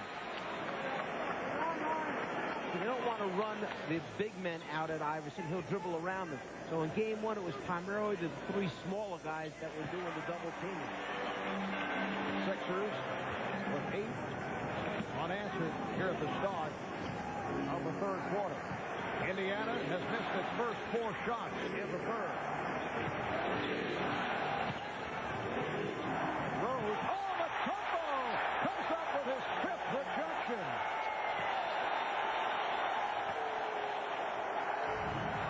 Out of nowhere, coming from the opposite side of the lane, Rose thinks he's got a clean look at the basket. Dikembe Mutombo, the defensive player of the year, comes across the lane, sends it into the stands. Austin Crozier replacing Sam Perkins. 9 on the shot clock for Indiana. Miller played by Iverson. Shot clock down to 3. Miller for 3. Travis Best wanted the ball. Reggie waves him off. What Reggie was doing, Marv, that time was telling him the travel takes place there. Reggie was actually saying move over to the other side of the rim so that he would get an illegal defensive call. That's what Reggie was signaling for. The defense was cheating toward Reggie. You move to the other side of the rim, they either have to go or run and double team Reggie. That's what the signal was. Which would have put 14 seconds on the clock, and the shot clock was running down, but Best did not make the move. Here's Rose with the opening. Hits the three. Jalen Rose with 10 points. And the Sixers now lead it 69 to 62. So the Pacers with their first bucket of the second half. With the performance that Reggie Miller put on, it's almost like Rose hasn't been out here for the first half of the game. Lynch rejected by O'Neal. O'Neal with his second block shot. Rose passed on the three. Here's Crozier for O'Neal. Nicely done by the Pacers. It's a 5-point Sixer lead. Critical baskets for Indiana to get them back in this game. Just when it's at 10 with a chance to run up to 15, 18, they come back, answer it with a couple of big buckets. Combo with a lazy pass, and it cost. Best running the floor. Travis Best. So Indiana comes back with a 7-0 run after the 76ers opened up the first 8 points of this third quarter. Travis Best took the outlet pass, slowed up for a minute, looked right and left, said, uh-oh, this is a 2-on-2 game, turned it up for the basket. Lynch with the step. He had lost the handle and was bailed out. He was fouled. Isaiah's complaining that he lost possession of the ball first before there was contact and a foul. And Lynch, it looked like the ball slipped out of his hands on the way up. As he goes up there, from behind, Crozier might have been the one that got a piece of the ball and knocked it free, actually. Foul on Crozier, that is his third, so Lynch at the line. 14 foul on Indiana. Lynch is 72% free throw shooter.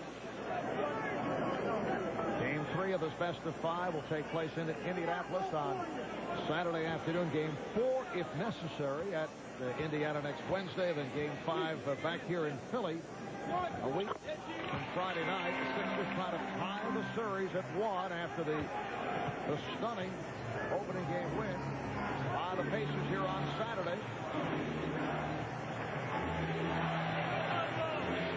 Best looking for the screen. And a foul is called. A blocking foul on Lynch, his second. There's Aaron McKee checking back in. Replacing George Lynch.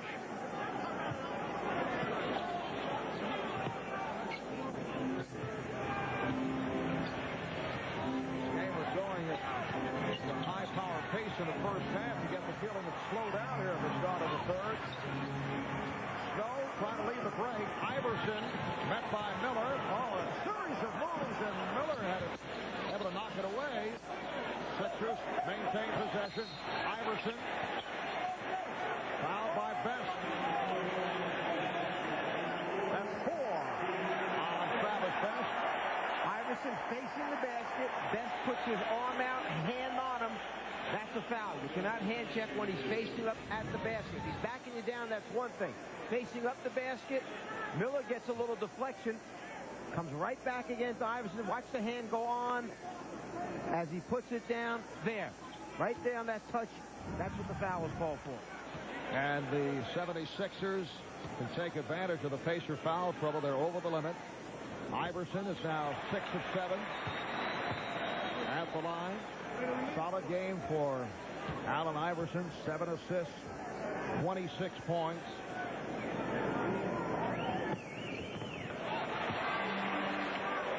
Sixers up 72 to 66. 5 minutes gone by in the third. Best and Miller in the backcourt. Rose is up front with O'Neal and Crozier. And prevented. Making the call away from the ball that's on McKee, and that's 4 on McKee. That's such a tough call, too, for the officials because both players are fighting for the same position. One wants the offensive post-up position in Rose. McKee doesn't want to let him have it. He's trying to fight around for the front. There is some bumping, some jarring, and that's a difficult call right there for the official as to who has established the spot first. So Aaron McKee forced to sit down. Larry Brown coming on with Jermaine Jones. Jones played 10 minutes in the first half. Shot clock down to 2. With 1 on the 24, a reach-in foul. Don Snow, that is his third, and the Sixers with their 4th team foul. A good job that time by Austin Crozier, putting the ball on the floor, getting in the seam. He understood how much time was left on the 24-second clock. They rewarded with the foul, ball out of bounds, and time on the clock. Best for O'Neal, fouled by Hill. So Jermaine O'Neal will go to the line. He is a 60% free throw shooter.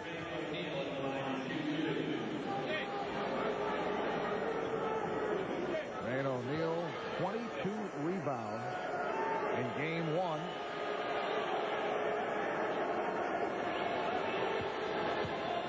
Tied with Sean Bradley, most block shots in the NBA. 200 and way off the mark. And here's it from the crowd as we remind you coming up next on TBS, the Mavericks and the Jazz in game 2 of our doubleheader.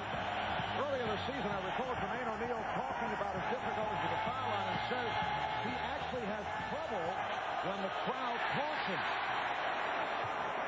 Not a good thing when you're on the road. Not a good thing to admit. Yes. 76ers up by 6.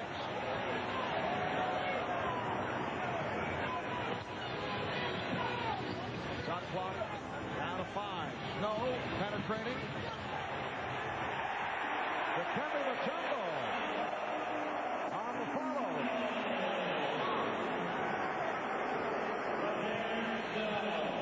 So the Sixers now lead by 8. First field goal for Mutombo. Here's Best. Yes.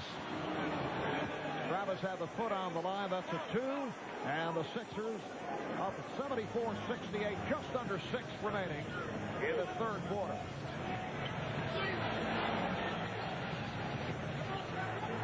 Iverson for 3. Well, you see Philly putting Iverson in the middle of the floor more right now. He can see that way right and left where the double team is coming from, and then he can obviously distribute the ball or try and beat his man off the dribble. Rose getting to the miss and able to convert. Good follow by Jalen Rose. He has 12 points. And the Pacers are within 4. 76ers came out with a burst at the start of this second half. Foul is called, and Iverson will head back to the line. Tripping foul. Timeout taken by the 76ers. 5:17 remaining in the third. It's Philly up by 4. Playoffs on TBS, brought to you by Budget, who has a variety of great rental cars for people who like renting great cars. And by Daytech Online, the online broker that's built to trade.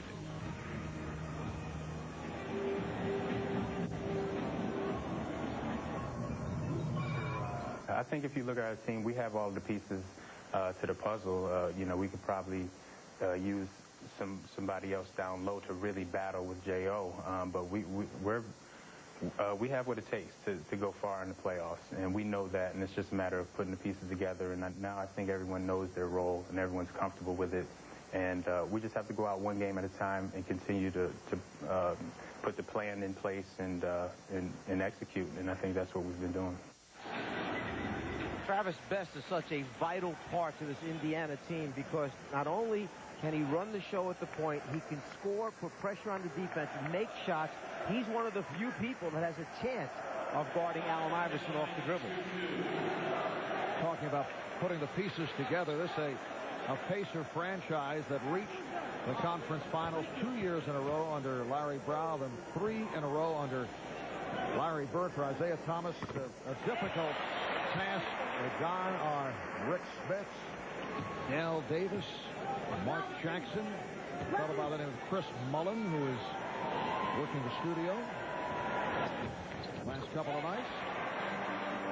And after the inconsistent season by the Pacers, came on strong. A good finish, beating out Boston for the 8th and final seed, winning 8 of the last 9, and upsetting the Sixers in Game 1 here on Saturday. Iverson on the recovery, yes. So the Sixers back up to an 8-point lead with just under 5 left in the third. He is full throttle tonight, Allen Iverson. All out. When he gets it, he's pushing it himself, trying to take it in transition. Travis Best. And the Sixers now lead 78-72. Iverson now with 31 points. Reggie Miller has not scored here in the third. He's 0 for 3 thus far. Oh, beautiful move. Travis Best got caught running over late to double team Iverson. It was a simple passing cut. All of a sudden, there's a wide open layup. Eric McKee, who did not play at all in the first half, getting set to check in. Tip missed by O'Neal. And Crozier deflected out. Crozier and Iverson chasing the loose ball. And Reggie Miller will sit down. First time that he's getting a rest. One point about it. 2 weeks ago, when Reggie was playing a lot of minutes, and the feeling was he was feeling it in his legs. And obviously that affects the shooter. First time he's able to sit down. Jones with no conscience, firing from downtown.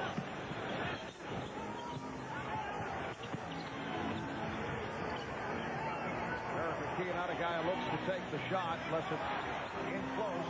Crozier stopped. Mutombo got a piece of it. Change and block shots. Dikembe Mutombo. Hill with a good fake. And draws the foul.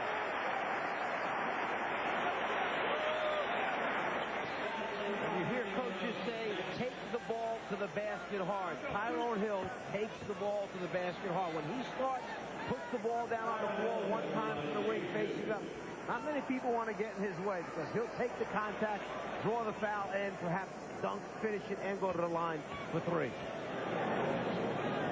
Sixers, as you saw, spending quite a bit of time at the foul line in the third quarter. Here's Kevin Ollie coming on to provide a rest for Eric Snow. Eric Snow, guys made it back from ankle problems. Very important player for the 76ers. I'm still not sure if Eric Snow and Eric McKee are 100% as far as putting the pressure on the basketball the way they used to defensively. I'm not sure they're quite there yet. Both have had injury-hit seasons. Matt Geiger getting set to come on. Here's McKee. 3 minutes to go in the third. Iverson looking for the three. Best playing with 4 fouls. Here's Hill. 9 points, Sixer lead.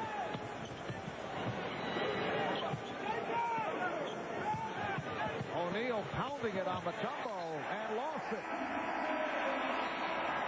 You got guys trying to do things for Indiana that aren't used to doing those things as a result of turnovers. Timeout called. We'll be back in a moment.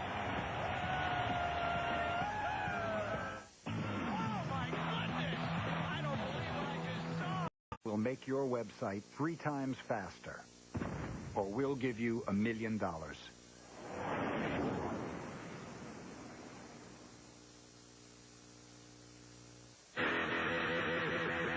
Daytech's advanced routing technology automatically directs your order in an effort to get you the best available price.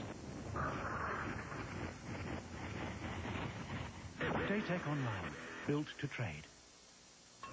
Ernie Johnson in Atlanta. Remember, still to come tonight, the Dallas Mavericks and Utah Jazz in Game 2 of that Western Conference first-rounder. Dirk Nowitzki was one of 3 Mavs with at least 20 points in the opener. Steve Nash also had 20, but they came up 2 points short, 88-86. Game 2 comes your way tonight. Back to Marvin Knight. Thank you, Ernie. Bob Neal, Danny Ainge will have the call. Mavericks and the Jazz coming up following the Sixers and the Pacers. 2:39 remaining in the third. And Philadelphia up 81-72. Reggie Miller getting a brief rest back on the floor. Kevin Ollie handling. Allen Iverson in the deep right-hand corner. Now Iverson with the shot. 33 for Iverson. And the Sixers have their biggest lead of the night. Here's pressure on Best. Rose. Geiger with the rebound. Matt Geiger's done a nice job coming out again for Dikembe Mutombo. And I like what Larry Brown did coming out of the timeout. He became the aggressor. He said, let's not let Indiana get comfortable. We're opening this thing up. Let's try and get them to take a hurried shot. They did. And as a result, Sixers come down with another shot opportunity. Loose ball foul against the Sixers. That puts them over the limit of Don Geiger. His second. Indiana in the midst of a drought. They've hit 1 of their last 8. The 76ers still shooting 55% from the field.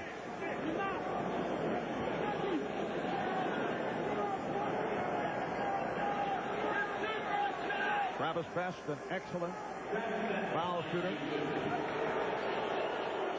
2 free throws with 1:58 remaining in the third quarter. Well, tomorrow night, a doubleheader on TNT. The Magic and the Bucks in Game 1 from Milwaukee will be on hand for that one, followed by the Suns and the Kings. And then Thursday night, another twin bill on TNT. The Raptors and the Knicks from New York, followed by the Blazers and the Lakers, coverage beginning 8 o'clock Eastern Time. Lakers with 9 straight wins. Kobe and Shaq very much back in sync. And you have to wonder what's going on with those Portland Trailblazers. Well, game number 1, at the end of the third quarter, the score was 65-58 in favor of the 76ers as Iverson hits another one from deep in the left-hand corner. Here we've got Philadelphia with 85 points with 1.5 minutes remaining in this third period. Iverson now with 35. He has scored 13 of his 35 in the third quarter. Overall, he's 12 for 20 from the field. Kevin Ollie called for the foul. And Reggie Miller, who was on fire with 33 points in the first half, has not scored thus far here in the third. 0 for 3 from the field. We talked about how much energy, how much energy does it take to get yourself free, to run the floor hard, to come off screens. Defense tightens up on you. After 24 tremendous minutes, may have taken a toll on Reggie. Sixers lead by 9. We're approaching 1 minute remaining in the third. Philadelphia 76ers seeking to tie this series at 1. Geiger changes his mind. Iverson for 3. Yes!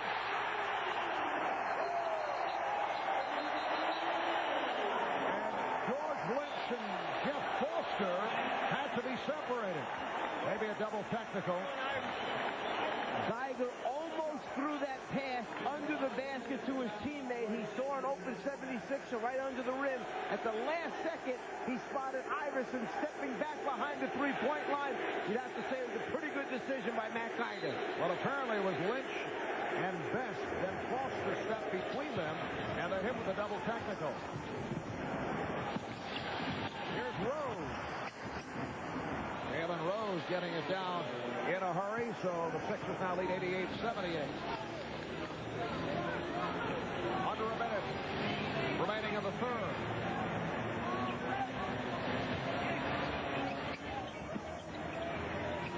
Iverson off balance. It's up the hop. That's the way it's been going tonight for Allen Iverson. And the Sixers, Iverson now has 40.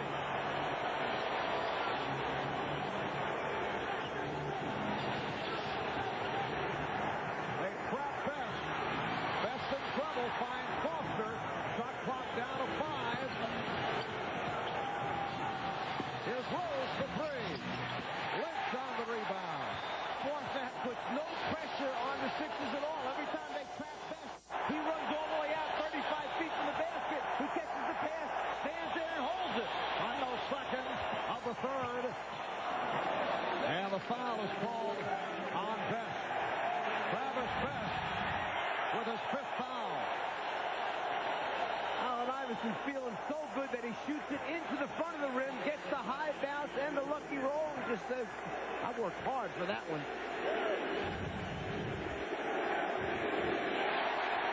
Allen Iverson's career high that's regular season, 54 points. He now has 41. He's 10 of 11 from the field. So the story in the first half, although Iverson was not far behind, was Reggie Miller. And now Allen Iverson has taken over this game, as have the Sixers. Harry Brown has a small unit on the floor to defend right now, trying to stop Indiana from getting that last second shot at the basket. All right, Best with time running down, able to get it off. After 3 at First Union Center in Philadelphia, led by Allen Iverson, 18 of his 41. Here in the third, he has scored the Sixers' last 10 points. Also has 8 assists. And the Sixers lead 91 to 78.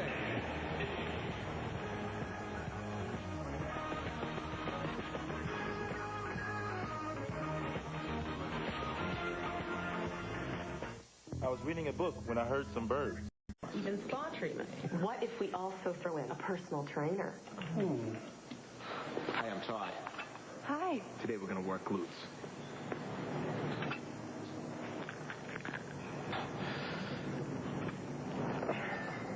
Walnut?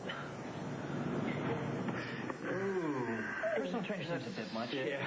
The rewards program is perfect. Yeah, people love free stuff. As we head to the fourth quarter, a look at tonight's Budget Rent-A-Car Fast Break. You see the third quarter there, the differential at the foul line. Philadelphia taking 17 free throw attempts. Indiana just 6. Philadelphia staying on fire, shooting 57% from the floor. Look at Allen Iverson, who had 19 points. He steps immediately back for a 3. A little bit of luck has to happen along the way. He gets the big high bouncing in.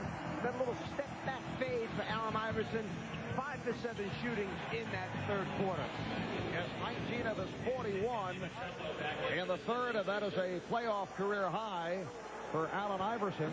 He had a 40-point game in the playoff first round against Charlotte last season. So the fourth quarter is underway, and the Sixers lead 91-78. Al Harrington is back up front with Austin Crozier, Jermaine O'Neal, Jalen Rose, Reggie Miller in the backcourt. Here's Rose for 3. On the back tap, kept alive by O'Neal. Rose being guarded by Jones. Miller not able to get good looks, and then fouled by Snow. I don't know anybody that gets you running at him any harder than Reggie Miller does. And when he just picks that head up, puts his eyes on the front of the rim and starts to raise the ball, you have to respect his tremendous range and his ability to make that shot. Once he gets you up in the air, it's over and done if he puts it on the floor. Reggie Miller has been held in check thus far in the second half. And again, the foul on the Sixers. It's on Lynch. Once again, a non-shooting foul. That's 3 on Lynch.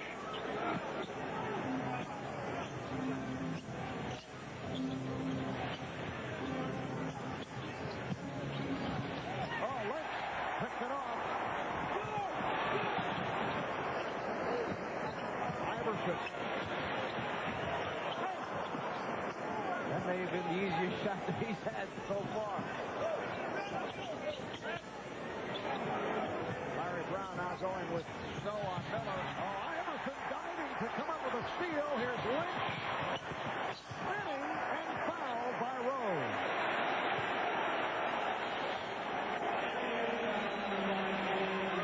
Iverson knows they're going to post him up. He gambles, goes around the outside of Austin Crozier where he thinks the pass is going to be, gets a piece of it, tips it to his teammate. Sixers are off on a fast break opportunity.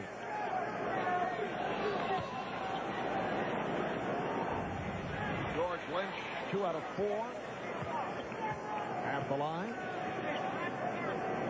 First round pick of the Lakers back in 93. George played 3 years with Los Angeles, a couple of years with Vancouver. Then this is third season with Philadelphia, member of North Carolina's 1993 NCAA championship team.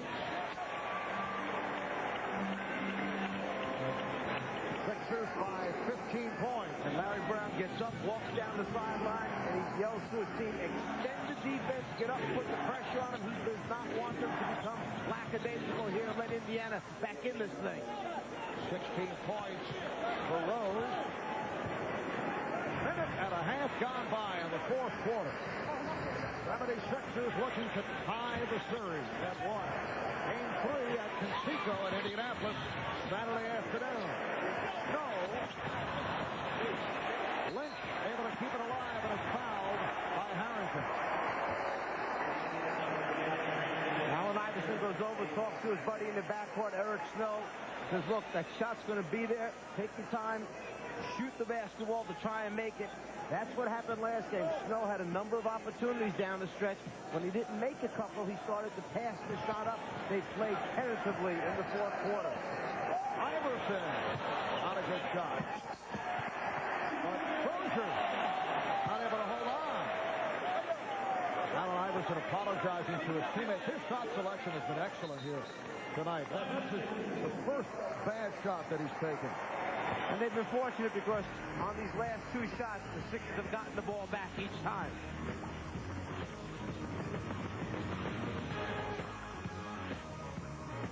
Thursday. Back in Philadelphia, the Sixers up by 13. We play 2 minutes of the fourth quarter. A look at tonight's Home Depot game summary. It was tight through the first half. 76ers able to break it open. Late third quarter. Reggie Miller had 33 in the first half. Quiet thus far. And Allen Iverson breaking out playoff career high. 41. Team president Pat Croce enjoying tonight's game a bit more than he did game 1 on Saturday afternoon, when we saw the full range of emotions demonstrated by Pat. Yes, it took Pat a while to recover from it, game number 1. Iverson gives it up to Lynch as Tyus Edney has come on for the first time, replacing Travis Best, and he is now defending on Allen Iverson.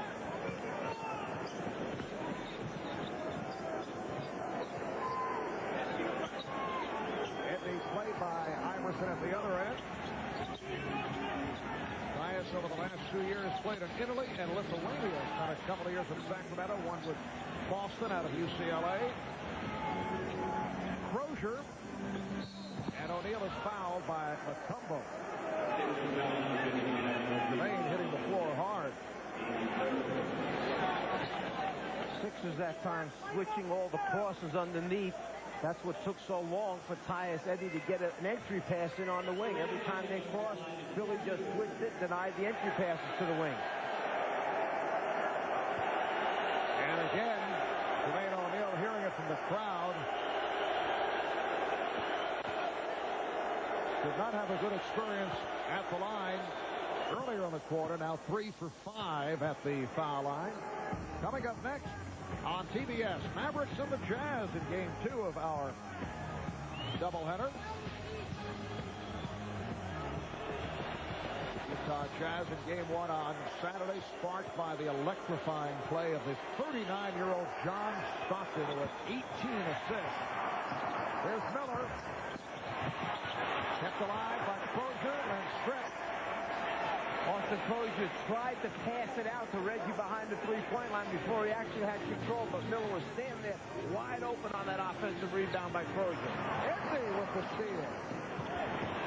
3-on-1 for the Pacers. Crozier trying to go behind the back, and it cost. Because Eric Snow made him do that by gambling. Lynch misses the pass break opportunity. Edney pops it down, and Miller open for three. Yes.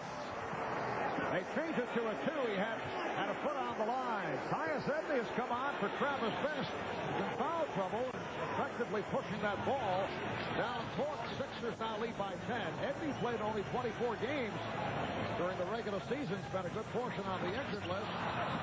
Crozier with the rebound. And the Pacers trying to rally. They came from 18 back on Saturday. It'll be 76er ball. Aaron McKee and Tyrone Hill report back. Jones and Lynch will sit down. 76ers now have Snow and Iverson in the backcourt. A combo up front with Hill and McKee. Iverson off the cup, beat Edney, and then rejected by O'Neal. Edney with the ball fake. And back come the 76ers. Just didn't have quite enough elevation on that one to get it up over the top of the rim. You know, Iverson wants to go against Edney. McKee for three. That's a big bucket. Pacers showing some signs here. Aaron McKee from downtown to extend back to a 13-point lead. Mutombo switching out on Reggie Miller.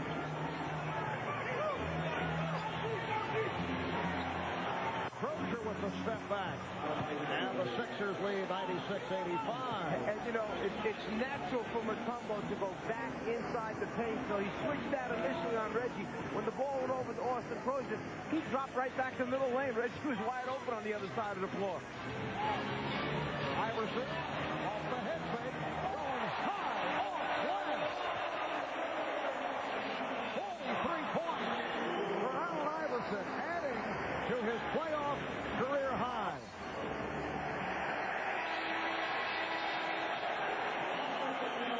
Offensive foul on Jermaine O'Neal. Allen Iverson against Edney feels he's going to be able to get a shot. One of the few times that he is not looking over a taller defender. A little change of pace and high over the top of the outstretched arm of O'Neal. Now Isaiah Thomas sending on Travis Best, and he's staying with a very small backcourt with Best and Edney against the combination of Iverson and Ollie. Kevin Ollie just checked in. Ollie feeding Mutombo, stopped by O'Neal. Hill able to recover. Shot clock is at 5. And McKee had it deflected away. It'll be Philadelphia ball with 4 remaining on the shot clock.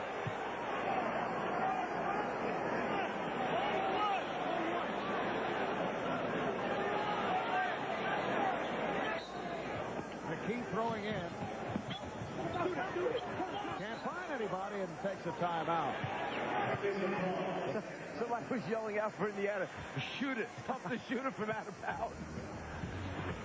Well, that 5 count was up to 4, and Aaron McKee wisely took the timeout.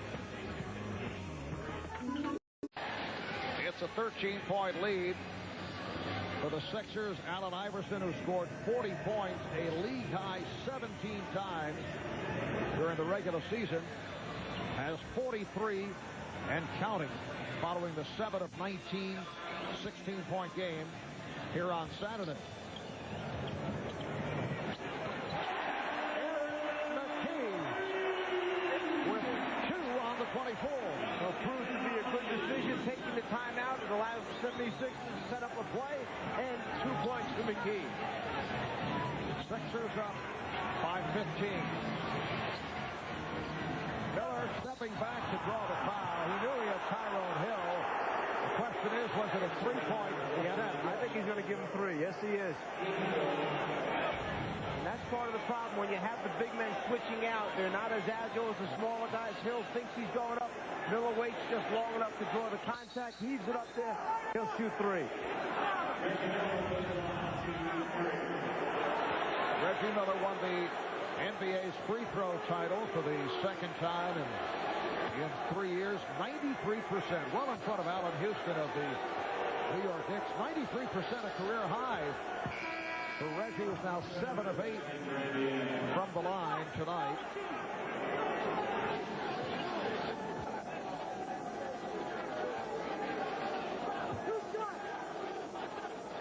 Points for Miller, only 5 in the second half. This is very unusual to see Reggie Miller miss 2 at the line. He's 7 of 9 from the line.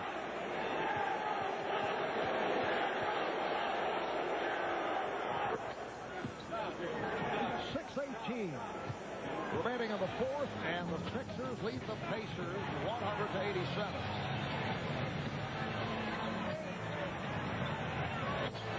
Mutombo setting the pick.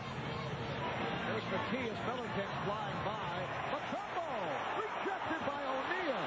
Ollie with a good hustle and draws the foul. Kevin Ollie gets this crowd going. We have 2 great shot blockers here on the floor tonight, Mutombo and O'Neal. And it's the small guard Ollie who comes up with the second shot opportunity.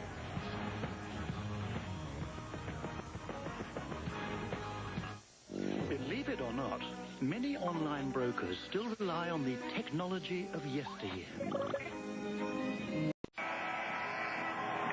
Back in Philadelphia, Marv Albert with the Czar, Mike Fratello, Mark Morgan, and what has been a physical, high-energy Game 2 of this best-of-5 playoff set. Well, if you're faint of heart, don't try coming down the lane between 2 people. The extra effort defensively to cause a turnover. One side of the lane to the other to block the shot by Mutombo. Iverson's taking contact all night. O'Neal on the floor against Mutombo. 11 block shots between O'Neal and Dikembe Mutombo tonight. Yes, 6 for Dikembe, 5 for Jermaine. And here's Kevin Ollie to the line, a 73% free throw shooter. Just under 6 minutes remaining in the fourth quarter, and the Sixers now lead by 14. Philadelphia's maintained the good shooting throughout. They're at 51% from the field. Although not shooting well here in the fourth, 3 for 13, yet the lead has gone from 13 to 15 points. Both these teams shot around 44% during the regular season from the floor. Reggie Miller was trying to draw the foul with that circus shot. Iverson played by Crozier. And then the double. Ollie was out of control. Fired one in the direction of Mutombo. Mutombo pointed to the rim and said, shoot the ball to Kevin Ollie. He was crashing for the offensive rebound in case of the miss. Ollie wanted to give him a short dunk. Miller for 3. Once again, Reggie was looking for the contact. Miller is 1 for 7 from the field in the second half. Well, I mean, it's not like he didn't try to do enough during the first half to get this team out in front. Now Aaron McKee handling the 2 guards work the baseline. Now Ollie comes out. Hill played by Crozier. And Dick Savetta stays right there. The foul charge to Crozier. That's 6 on Austin Crozier. So he leads with 10 points.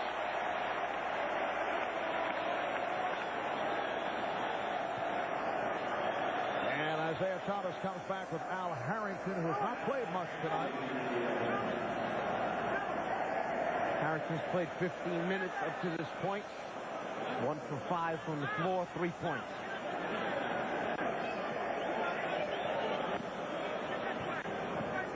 Minutes remaining in the fourth. That's defending on Iverson again. Open shot for McKee for 3. And McKee has come up with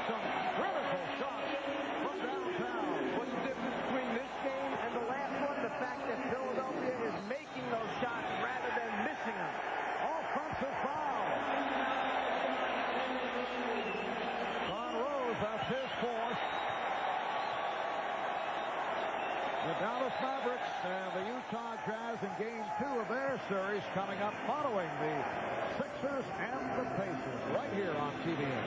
One other side effect of Allen Iverson having such a great offensive game is the fact that he has really picked up his defensive pressure. He is down in his stance. That ball gets picked up. He's all over the passer. McKee stopped by O'Neal. Sixers have it with 5 on the 24. Aaron McKee has hit 4 3-pointers. 4 of 5 from downtown. He has 17 points.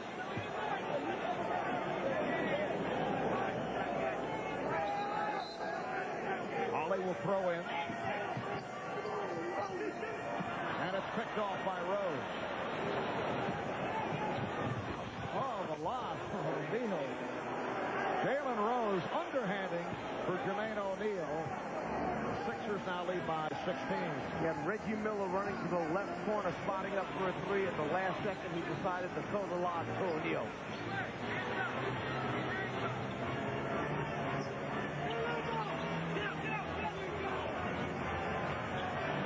Iverson, met by the double and foul. If it's best, it's number 6 or 5. Let's see. Trying to keep Iverson in the double team is not an easy assignment. Then once Allen elevates, the contact that time by the official felt that too much body knocked him to the ground. Pacers feel was just incidental contact that it should not have been a call at all. And the foul is on Rose, so that is his 5th. 5 on Rose, 5 on Best. And the chance of MVP for Allen Iverson. Indiana over the foul limit. Iverson getting set to shoot a pair. He's 10 for 12 from the line. Isaiah Thomas in a friendly chat with one of the officials, James Capers Jr. Well, he kind of has the feeling that he's not going to change the official's mind. He knows that got to show back up again for game number 3. So somewhere down the road, he could wind up with the same crew of officials again and trying to make his point, but do it in such a way that there's no scars left. Jonathan Bender checking in for the first time. 44 points for Iverson. So for Allen Iverson, 22 in the first half, 22 thus far in the second. Adding to his playoff career high, Iverson has 45. His all-time high, a 54-point game during the regular season. Miller on a quick release, and he fouled by Iverson. 76ers do not want to commit fouls and stop the clock with the big lead. Under 4 minutes remaining in this 4th quarter. So Reggie back to the line. He's 8 for 10 from the line. Reggie has that leg that he kicks out there when he feels defenders are flying by him. He does a very good job of extending one of his legs, and the defender many times runs into it, and that's what Allen Iverson was upset about. He felt Reggie initiated the contact. And that's 41 points for Reggie Miller, so that equals his career playoff high. Last May 4th against Milwaukee had 41.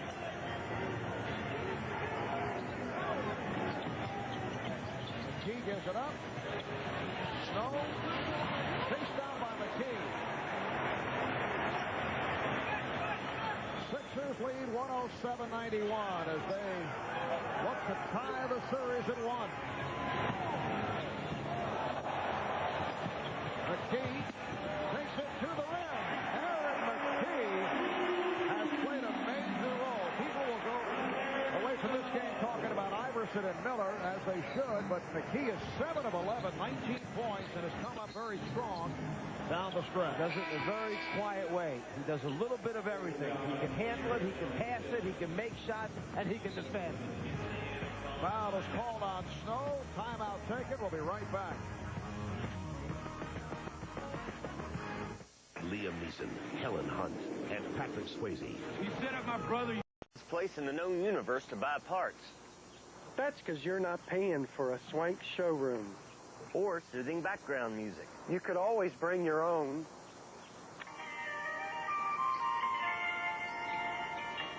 Over 1,000 vehicles are always in the yard with new stock added daily, and every part is guaranteed.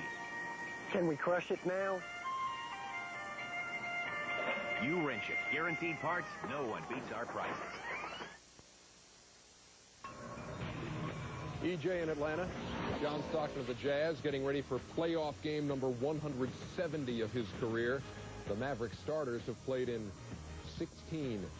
Stockton had 18 assists in game 1. He and the mailman ready to go up against Michael Finley and the Mavs. That's game 2 of our doubleheader still to come. Back to Marvin Knight. Back to already just under 3 minutes remaining in this fourth quarter. Bob Neal, Danny Ainge will be on hand for game 2 between Dallas and Utah. You worked with Bob the other night. You have a little problem with Bob? I understand there was some tension that developed after the game we're talking about. The next morning? I just want to warn Danny, Bob Neal is notorious for getting up the next morning, walking outside, and taking your car and just leaving, forgetting you there. Well, suddenly you walk out and your car's gone. So the car service was there. It was meant for you, and Bob got in the car. I just said, let's go. And they said, yeah, Mr. Neal's car's coming in about 25 minutes. What's wrong with that? I guess if you're Bob, that's kind of like that. And the two of you will be working together again this week. It's very doubtful. I can feel that electricity. Sixers now lead 109-93 with 2:45 remaining in the fourth quarter. 45 points for Allen Iverson, 41 for Reggie Miller. And this series heading back to Indianapolis for that count. There was close to a punch thrown there at that time by Forster in the low post area. Tactical on him. That's a good call because Mutombo had his left arm up into Forster's face or neck area and backed him up, and Forster just comes down on top of it with kind of a punch or forearm. Mutombo trying to hold his post-up position. There you see Forster come down to get it out of his throat.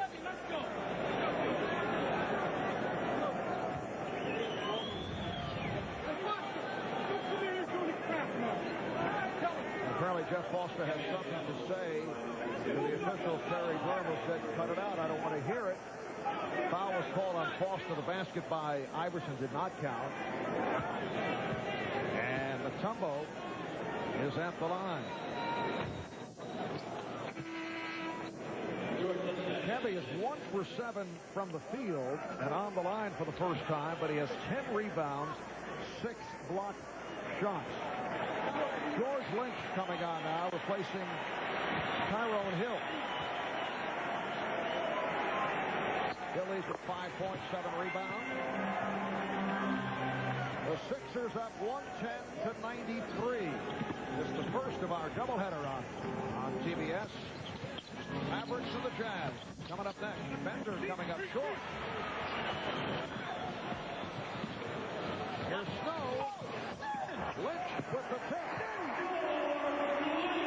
So the Sixers now lead 112-93, and a technical foul has been called. Eric Snow felt that on the drive to the basket, he was hit, wound up landing in the front row where the camera crew is down there, and referee Jim Capers had heard enough. Snow leading the break decides to keep his dribble alive. Right there, he feels that he's fouled by Tabak on the left side. There was an arm on him. That's why he went to the ground, so he's got a pretty good argument right there.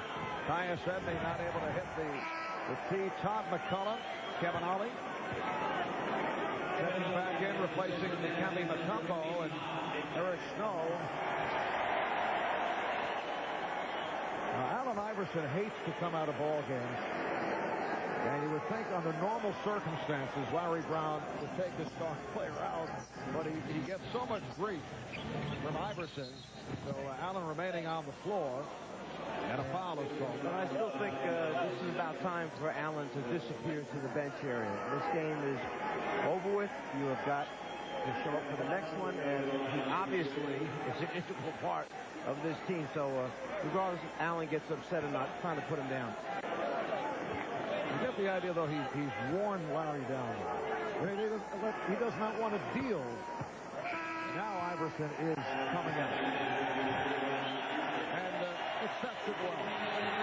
And here's it from the crowd. A spectacular game for Iverson. 45 points. A playoff career high. 15 of 27 from the field. 9 assists. And again, hearing the chants of MVP. Under 2 minutes remaining in the fourth. Sixers 112. The Pacers 95. Rodney Buford has just checked in.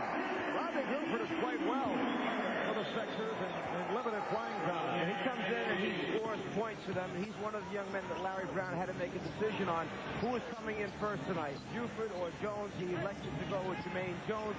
Jones hit a couple big shots early for him, so it looked like a good decision by Larry Brown. And the Sixers about to completely empty the bench. Nice fake by Edney. Roger Bell, a rookie out of Florida International, signed to a couple of 10-day contracts at the end of the season is over at the scorer's table. Is that why he's yelling foul? Foul. Stop the action. McCullough. Ollie. And the key over Harrington.